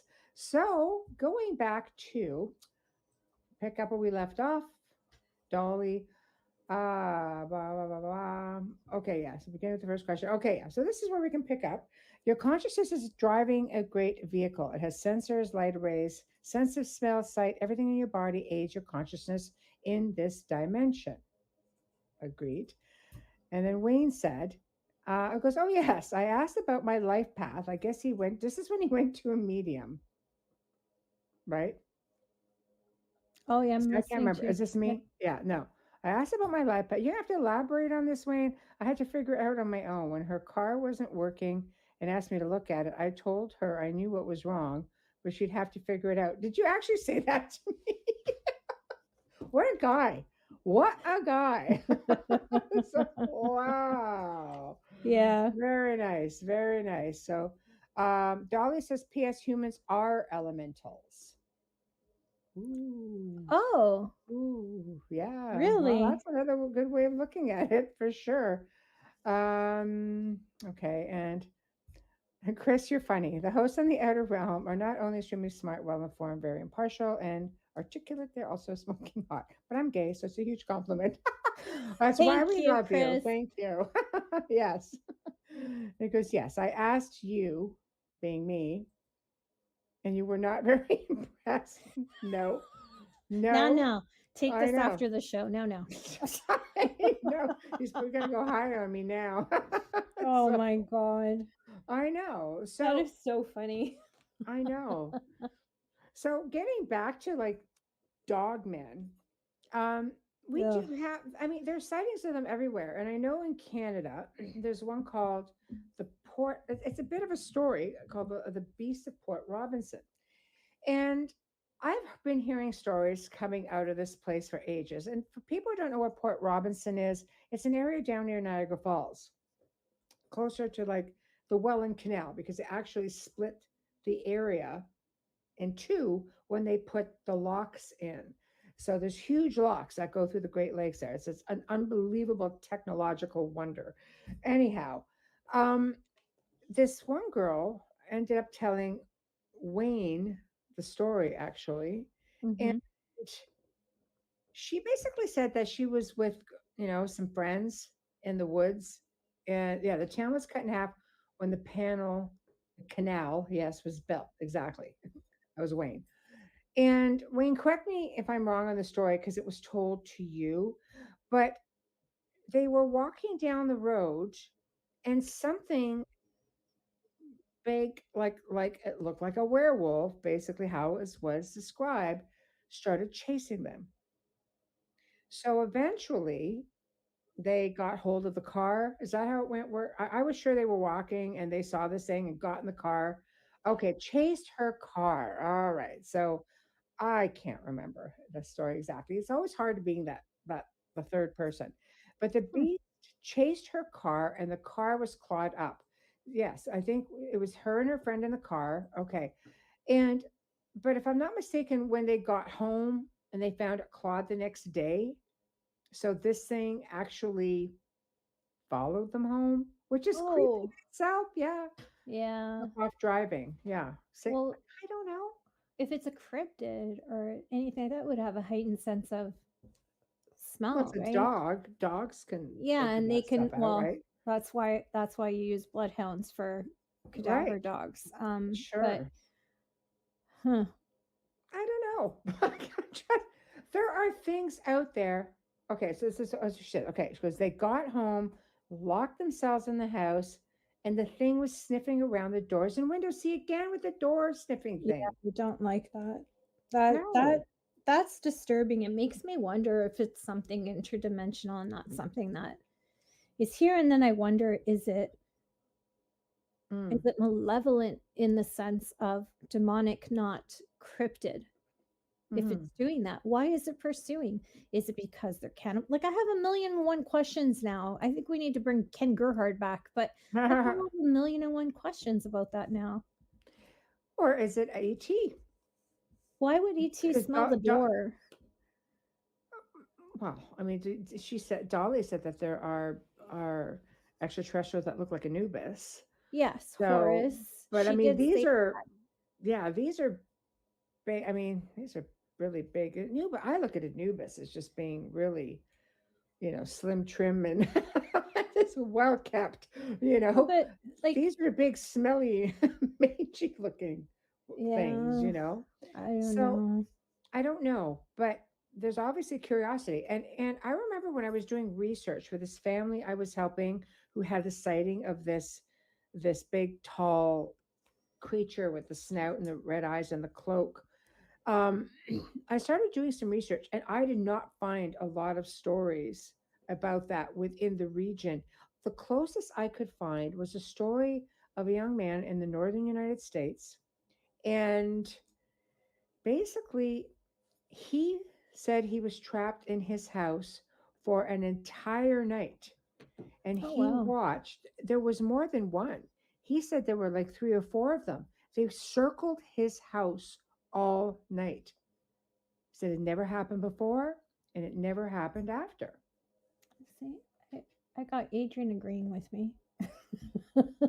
Okay, want to get Thank you, that? Adrian. I kind of float on this theory. What Adrian is saying. When Mhm. things act in a way that they show hate is Hate a hard humans. word, but hate humans, it makes me think more demonic, deranged at the very least. Mm. Yeah, I just wonder when you're following someone to that extent, Mhm. that's something that we get rid of for people. You know what I mean? Like, Yeah. but I do understand that point, but it could be just a but crazy I butt know. headed ET. I mean, there's different types, right? We Yeah. don't have the answers. What's your thought, Dolly? She says, man, what a The message that message that might might be. be, yeah. Wrong place, wrong time. Came to a portal, saw the house, looked like food inside of it moving around, taunting them. I don't know. I It's mean, it scary. could be anything. Okay. Tamara says, I was lucky because my grandfather explained cryptids after we saw one together, and he cut lumber in the forest in New Brunswick when he was young and said, they are real, don't mess with them. Yeah, Wow. especially granddad. My gosh. Yeah. Yeah. So He's going to want I to don't. protect you. I think there's so much. This goes back to we're coming full circle a little bit. Um, maybe they do it for fun. I bet you. How we talk about educating the next generation on things, and they all think that, we're that generation. It's like, oh, you're all crazy. I seriously have to make myself a tin hat so I can wear it when I talk like this. I'm gonna start putting it on. I Too bad I swear to can't God. throw the foil to you I through know. because I do have a Put craft it on. closet right next to me. Okay, it'd be my tin hat, my imaginary Yeah, tin hat. we might have to wear one next week. Yeah. But honestly, if they're thinking that we're all crazy, then they're never going to hold the information. Like Tamara, my grandfather was also, and my uncles, from the same family, would tell of all kinds of stories. They would see UFOs. They would talk about it. My grandfather had a telescope. He watched for them. So because we're like a generational, I think, contactees without a doubt, obviously.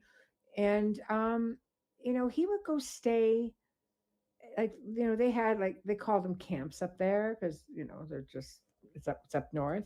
It's not a big cottage, but my grandparents owned a 3-acre island, and Cottages are supposed to be they small. had it to themselves. Yeah, exactly.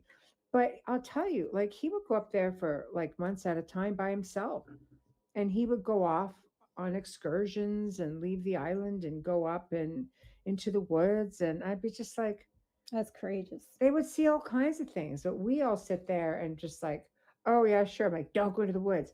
Okay, mom. Okay, shut up. I'm just telling you for real. I'm You laughing know. at Adrian right now, and you're saying that at the same time. Yeah, okay, let's read Dolly's. If it's ET, they are protective of their people. What was that person up to? Um, I don't know, but why would they be sniffing the door?